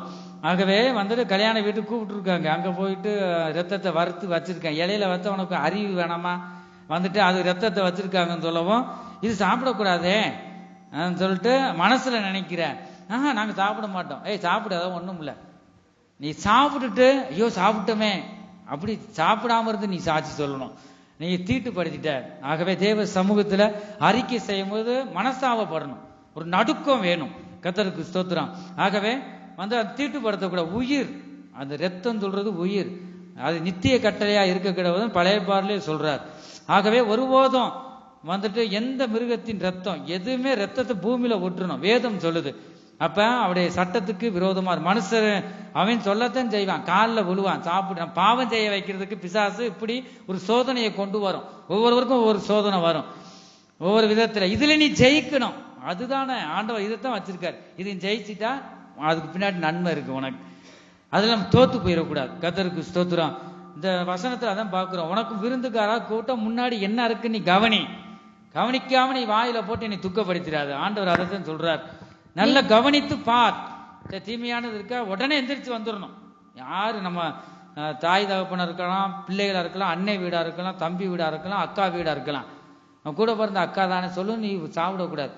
இப்ப தேவன் மேல உண்மையான ஒரு அன்பு, அவர் மேல ஒரு வைராக்கியம் இருக்குமானா தப்பு தான் செய்யக்கூடாது. இப்பெல்லாம் சாப்பிடாதீங்க நீ சொல்லிட்டு வரணும். சாக்கு பாக்கு சொல்லக்கூடாது. ஊழியக்காரர்கள்லாம் சாப்பிடுறாங்க, அவங்க சாப்பிட்டு போறாங்க. ஆகவே அவங்க திண்டா நீ தின்னுவியா? அப்படி ஒருபோதும் செய்யக்கூடாது. கர்த்தருக்கு ஸ்தோத்திரம். நான் அதே அந்த ஆண்டவர் சொல்றேன், என்னை நோக்கி பார், நான் சென்ற வழியை நோக்கி பார், நான் உனக்கு சொன்ன கட்டளையை நீ கை கொண்டு நட.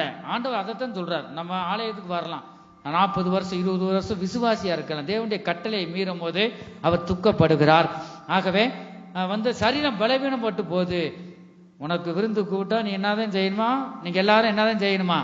கவனித்து பார்க்க வேண்டும். முன்னாடி என்ன இருக்கு பார்க்கணும். பிசாசு நம்மளை பாவம் செய்ய வைக்கிறான். முதலாம் பார்த்தோம், ஆடல் பாடல், வேற என்னது கரகாட்டம், அது இதுன்னு பார்க்குறோம். ரெண்டாவது டிவி வந்துச்சு, பொதுகை டிவின்னு ஆரம்பத்தில்.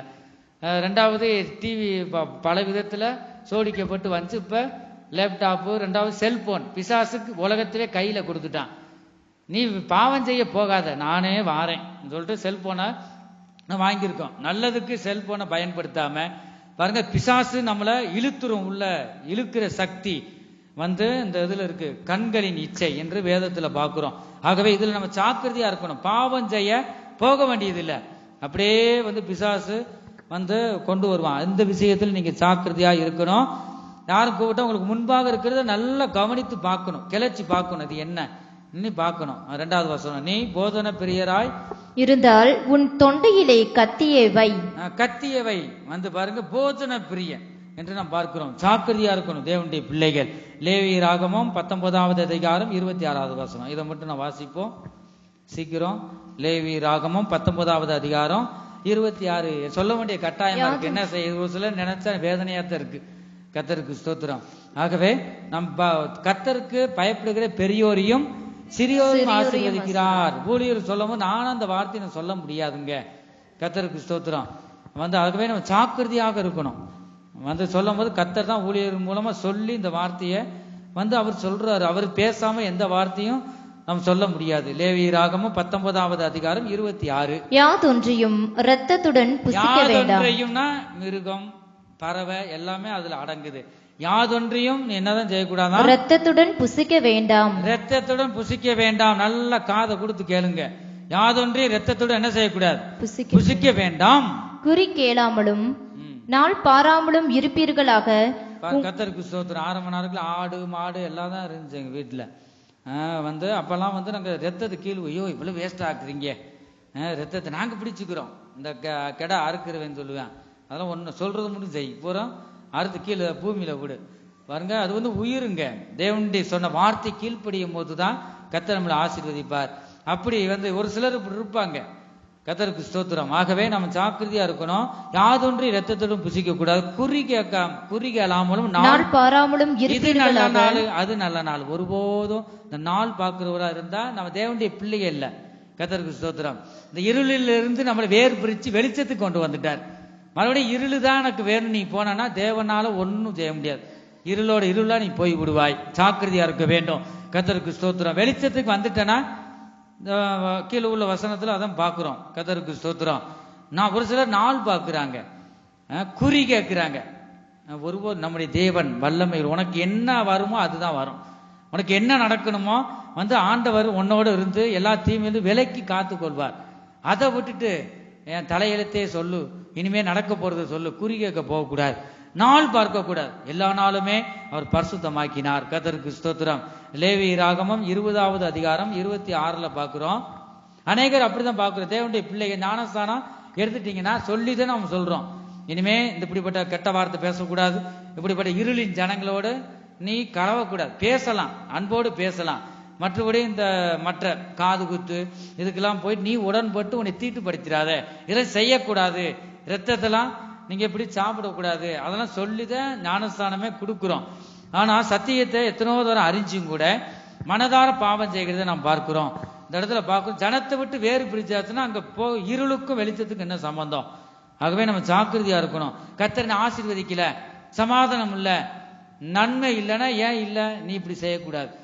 நீ இந்த ஜனத்தை விட்டு வேறு பிரிச்சு வந்துட்டா தேவன் விரும்புகிற ஒரு பரிசுத்த ஜீவியம் நீ செய்ய வேண்டும். கர்த்தருக்கு பயந்து நடக்க வேண்டும். வாசிங்க. கர்த்தராகிய நான் பரிசுத்தராய் இருக்கிறபடியினாலே, கர்த்தராகிய நான் பரிசுத்தராய் இருக்கிறபடியினாலே நீங்களும் எனக்கேற்ற பரிசுத்தவான்களாய் இருப்பீர்களாக. நீங்களும் எனக்கேற்ற தேவனுக்கேற்ற பரிசுத்தவான்களாய் இருப்பீர்களாக. நீங்கள் என்னுடையவர்களாய் இருக்கும்படிக்கு, நீங்கள் என்னுடையவர்களாய் இருக்கும்படி நான் உன்னை அழைச்சிட்டேன், என்னோட நீ உடன்படிக்கை பண்ணியிருக்க. ஞானஸ்தானம் என்பது ஞானம் வந்த பிறகு எடுப்பதுதான் ஞானஸ்தானம். தெளிப்பு ஞானஸ்தானமும் செல்லுபடியாகாது. ஒரு மன திருப்திக்கு ஒரு பாதுகாப்பு உண்டாகணும் பிள்ளைகளுக்கு கொடுக்குறாங்க. இயேசு கிறிஸ்து யோர்தான் நதியில 30 வயதுல ஞானஸ்தானம் எடுத்தார். ஆகவே ஞானஸ்தானம் என்பது ஞானம் வந்த பிறகு எடுக்கணும். ஞானஸ்தானம் என்பது தேவனுக்கு நமக்கு ஒரு உடன்படிக்கையாய் இருக்கிறது. அவர் ஞானஸ்தானம் எடுக்கும் போதுதான் உடன்படிக்கை பண்ணும்போது நீ என்னுடைய பிள்ளை என்று அவர் ஏற்றுக்கொள்ளுகிறார். நீங்கள் என்னுடையவர்களாய் இருக்கும்படி, என் பிள்ளையாய் இருக்கும்படி உங்களை மற்ற ஜனங்களை விட்டு பிரித்தெடுத்தேன். உங்களை மற்ற ஜனங்களை விட்டு நம்மளை பிரித்து எடுத்திருக்காராம். பாத்தீங்களா? சாக்கடையில இருந்து நம்மளை நல்லா பிரித்து எடுத்துட்டார். கர்த்தருக்கு ஸ்தோத்திரம். ஜீவ ஒளியில நடக்கிற பிள்ளைகளாய், பரிசுத்தத்தின் பிள்ளைகளாய் நாம் இருக்கிறோம். ஆகவே அந்த ஜனங்களிலிருந்து வேறு பிரிச்சிட்டார். என்னுடையவர்களாய் நீ இருக்கும்படிக்கு உங்களை மற்ற ஜனங்களை விட்டு பிரித்தெடுத்தேன் என்று தேவன் சொல்லுகிறத பார்க்கிறோம். மனுஷர் சொன்னா நீ கேட்க மாட்டீங்க, தேவன் சொல்லுகிறார். கர்த்தர் இந்த வார்த்தையை அவர் சொல்லுகிறார். ஆகவே அந்த விசேஷம் வச்சிருக்கு, நாங்க அவ்வளவு மொய் செஞ்சிருக்கோம், போய் தான் ஆகணும், போறதுன்னா போ. ஆண்டவர் உன்னைய தாங்கிக்கிட்டு போயாம தாங்க மாட்டார். சத்தியத்தை அறிஞ்சு நீ கஷ்டப்படும் போது, நீ கடன் படும் போது சொந்தக்காரனா உனக்கு செய்ய போறான். ஒருவரும் எல்லாரும் கை விட்டுருவாங்க. நீ கர்த்தரை பிடித்துக்கொள், இயேசுவை பிடித்துக்கொள், அவர் சொன்ன கட்டளையின்படி அவர் ஒருபோதும் உன்னை கைவிட மாட்டார். மனுஷருடைய புத்தியை ஒரு நாள் காண்பிப்பாங்க. நீ தேவனை நம்பி இரு, கட்டளையிலே நீ கை கொண்டு. ஆண்டவர் என்னை வேறு பிரிச்சிருக்கார். எவ்வளவு ஒரு பாக்கியம்! என்னுடைய பிள்ளையா நீ இருக்கும்படி உங்களை மற்ற ஜனங்களை விட்டு பிரித்து எடுத்தேன். எவ்வளவு ஒரு பாக்கியம் உள்ள ஜனம்! கர்த்தருக்கு ஸ்தோத்திரம். பரிசுத்த ஜீவியம். நாம் செய்ய நாம் ஒவ்வொருவரும் ஒப்பு கொடுப்போமாக. இந்த வேளையில் நாம் எழுந்து நிற்போமாக. கர்த்தாவே, நீங்க விரும்புகிற ஒரு பரிசுத்த ஜீவியம் செய்வேன் என்று எத்தனை பேர் ஒப்பு கொடுக்கிறோம்? ஹல்லேலூயா, ஹல்லேலூயா. எழுந்து நிற்போம். எல்லாரும் எழுந்து நின்று ஒப்பு கொடுங்க. கர்த்தாவே ஸ்தோத்திரம், ஸ்தோத்திரம். முடியாதவங்க எழுந்து நில்லுங்க. முடிஞ்சவங்க முழங்கால் படியிட்டு கூட ஒப்பு கொடு. ஆண்டவரே ஸ்தோத்திரம். அப்பா கர்த்தா, உண்மை துக்கப்படுத்தின மாதிரி ஏதாவது சரீரத்தை தீட்டுப்படுத்தினது உண்மையானால் நீங்க மன்னியுங்க. உன் தேவ சமூகத்தை நான் கனம் பண்ணுவேன். ஏற்ற நேரத்தில் நான் வருவேன். ஆண்டவரை நீங்க அனுகூலமாக்கி தாங்க. கர்த்தாவே ஸ்தோத்திரம். ஆண்டவரை, என் சரீரம் நீங்க வாசம் செய்கிற பரிசுத்த ஆலயம், பரிசுத்த சரீரம். இதை ஒரு நாள் நான் தீட்டுப்படுத்த விட மாட்டேன். நீங்க மட்டும் என் இருதயத்தில் ஆளுகை செய்யுங்க என்று நீ உன் பாவங்களை அறிக்கை செய். இந்த திருவார்த்தை மூலமாக இந்த வசனம் தான் அவனை பரிசுத்தமாக்கும். அல்லேலூயா, சூத்திரம் சூத்திரம் சுகடுகதுரபகதுடா. ஆவியானவரே, மை துதிக்கிறோம், ஸ்தோத்திரிக்கிறோம், ஸ்தோத்திரிக்கிறோம். ஒப்பு கொடுங்க. அல்லேலூயா, சூத்திரம் சூத்திரம் சூத்திரம் சூத்திரம் சூத்திரம் சூத்திரம் சூத்திரம். உன் ஜீவியத்தில் அற்புதம் செய்ய வேண்டுமானால், உன் குடும்பத்தில் அற்புதத்தை நீ காண வேண்டுமானால், நீ இப்பொழுது திருவார்த்தைக்கு கீழ்ப்படிந்து நீ உன்னை பரிசுத்தம் பண்ணிக்கொள். நாளைக்கு உங்கள் மத்தியிலே அதிசயங்களை செய்வேன் என்று பேசினார். அல்லேலூயா, சோத்திரம் சோத்திரம் சோத்திரம் சோத்திரம் சகலகதுரபகதுடா. யோசுவா ஜனங்களை நோக்கி அவர் சொல்லுகிறார், உங்களை பரிசுத்தம் பண்ணிக்கொள்ளுங்கள். நாளைக்கு உங்கள் மத்தியிலே அற்புதங்களை செய்வேன், உங்கள் நடுவிலே அற்புதங்களை செய்வேன் என்று யோசுவா சொல்லுவதை நாம் பார்க்கிறோம். அல்லேலூயா. நீ அதிசயங்களை காண வேண்டுமானால் நீ இந்த வேலையில ஒப்பு கொடு. ஆவி, ஆத்மா, சரீரத்தை ஜீவ வழியாக நீங்க ஒப்பு கொடுங்கள். அல்லேலூயா. உங்க சூழ்நிலையை அவர் அறிகிற தேவனாய் இருக்கிறார். அவர் உன்னதமான தேவன். அவர் பரிசுத்தர். பரிசுத்த ஜீவியம் செய்ய கர்த்தர் யாவருக்கும் உதவி செய்வாராக. கர்த்தருக்கு ஸ்தோத்திரம்.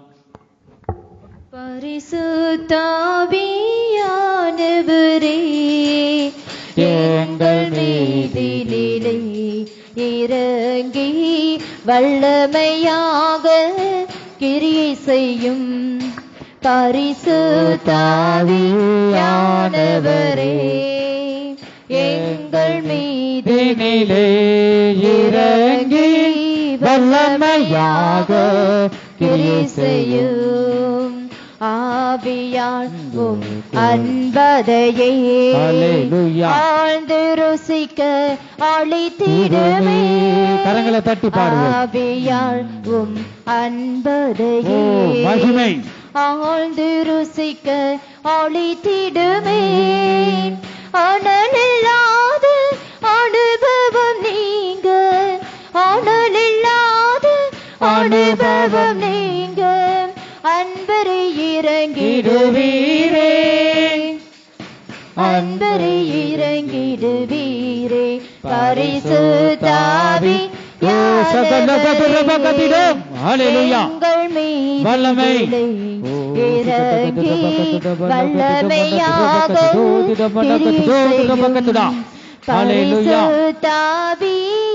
பரிசுத்தாவியானவரே, எங்கள் மீது இறங்கி வல்லமையாக கிரியை செய்யும். பரிசுத்தாவியானவரே, எங்கள் மீது மூலமாக பரிசுத்தப்படுத்துங்க.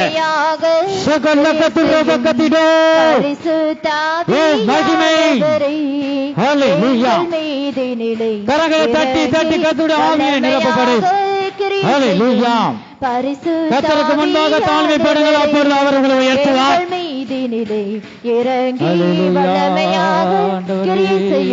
உன்னை நோக்கி தேவ சமாதானம் வந்து கொண்டிருக்கிறது. எங்கள் மீது நிலை பரிசுத்தாவியானவரே, எங்கள் மீது மகிமை. எல்லா கண்களை மூடி கரங்களை தட்டி கர்த்தரை நோக்கி துதி. ஹல்லேலூயா. எங்கள் மீது ஆண்டவரே, பரிசுத்தர் பரிசுத்தர் பரிசுத்தர், உன்னதமான தேவன் நீ பரிசுத்தர். எங்கள் மீது நிலை இறங்கி செய்யும். என் தேவனே, இயேசு கிறிஸ்துவின் இரத்தத்தின் மூலமாக எங்களை நினைவு கூர்ந்து ஆண்டவர் ஒவ்வொருவரையும் பலப்படுத்துங்க. எங்கள் மீது நிலை இப்பொழுது வல்லமை வெளிப்படுவதாக. ஹalleluya. வல்லமை, இறங்கி தேவ வல்லமை, கிரியை செய்யும். ஹalleluya, ஹalleluya, ஹalleluya, ஹalleluya. மகிமை, மகிமை, தேவனுக்கே மகிமை. ஹalleluya. தேவனுடைய சமூகத்தில் நாம் வந்தது நல்லதுதான். அவருடைய சமூகத்தில் வந்து ஒருவரும் வெறுமையாக போவது தேவனுக்கு சித்தமில்லை, தேவன் விரும்புவதில்லை. தேவ சமூகத்தில் நாடி வந்தபடியினால் இரட்டிப்பான நன்மையை உனக்கு தந்து வழி நடத்துவார். தேவனுடைய நாமத்தை நம்பி நீ வந்தபடியினால் ஒருபோது நீ வெட்கப்பட்டு போவதில்லை. கர்த்தர் உன்னை உயர்த்தி வைப்பார். சகலவித ஆசீர்வாதத்தினாலும் கர்த்தர் உன்னை நிரப்பி உன்னை அழகு பார்ப்பார். அவரை நோக்கி எத்தனை பேர் நாம் பார்க்கிறோம் என் ஜனமே? இந்த பரிசுத்த பந்தியிலே நாம் கலந்து கொள்வதற்கு முன்பாக நம்மை நாமே ஆராய்ந்து பார்ப்போம். பரிசுத்த பந்தியில் கலந்து கொள்கிற ஒவ்வொருவரும் நாம் தேவனுக்கு நமக்கு இருக்கிற ஐக்கியம் எப்படிப்பட்டதாக இருக்கிறது? என் பாவத்தை மன்னித்தார் என்ற நிச்சயம் உடையவர்கள் இந்த பரிசுத்த பந்தியிலே நீங்க கலந்து கொள்ள வேண்டும். இந்த பரிசுத்த பந்தி நமக்கு ஆசீர்வாதமாய் காணப்படும். நீ சுத்திகரித்து வந்து ஒரு பயபக்தியுடன் பரிசுத்த அலங்காரத்துடன் இந்த பரிசுத்த பந்தியிலே கலந்து கொள்ள கர்த்தர் ஒவ்வொருவருக்கும் கர்த்தர் உதவி செய்ய அவர் வல்லமையுள்ள தேவனாயிருக்கிறார். அவர் நிச்சயமாகவே உன்னை உயர்த்துவார். நிச்சயமாகவே முடிவு கொண்டு உன் நம்பிக்கை வீண் போகாது. நீ நம்பின காரியத்தை கர்த்தர் தருவார் என் ஜனமே. நீ எதையும் குறித்து சிந்திக்க வேண்டாம், கவலைப்பட வேண்டாம், நீ பயப்பட வேண்டாம். கர்த்தர் உனக்குள்ள இருந்து உன் குடும்பத்திலிருந்து கர்த்தர் பெரிய காரியங்களை அவர் செய்வார். அதுக்கு முன்பாக நாம் செய்ய வேண்டியது ஒன்றே ஒன்று, தேவன் விரும்புகிற அவர் பிரியப்படுகிற ஒரு பரிசுத்த ஜீவியம் நாம் செய்ய வேண்டும். நம்முடைய ஆவி ஆத்மா சரீரத்தை ஆண்டவருடைய கரத்தில் நான் வைக்கிறேன். அனுதினமும் என்னை ஜெயமாய் நடத்துங்க, பரிசுத்தத்தின் பாதையிலே என்னை நடத்துங்க என்று நீ முழுமையாக அவருக்கு ஒப்பு கொடுப்பாயானால் அவர் உனக்குள்ள இருந்து கர்த்தர் உன்னையும் உன் குடும்பங்களையும் கர்த்தர் ஆசீர்வதிப்பார். அது கேட்ட கிருபைகளை தேவன் தந்து வழி நடத்த முடியாக கர்த்தர் நம்மோடு பேசின ஜீவனுள்ள வார்த்தைகளுக்காய் கரங்களை தட்டி கர்த்தரை ஸ்தோத்தரிப்போம். ஸ்தோத்திரம், ஸ்தோத்திரம், ஸ்தோத்திரம், ஸ்தோத்திரம்.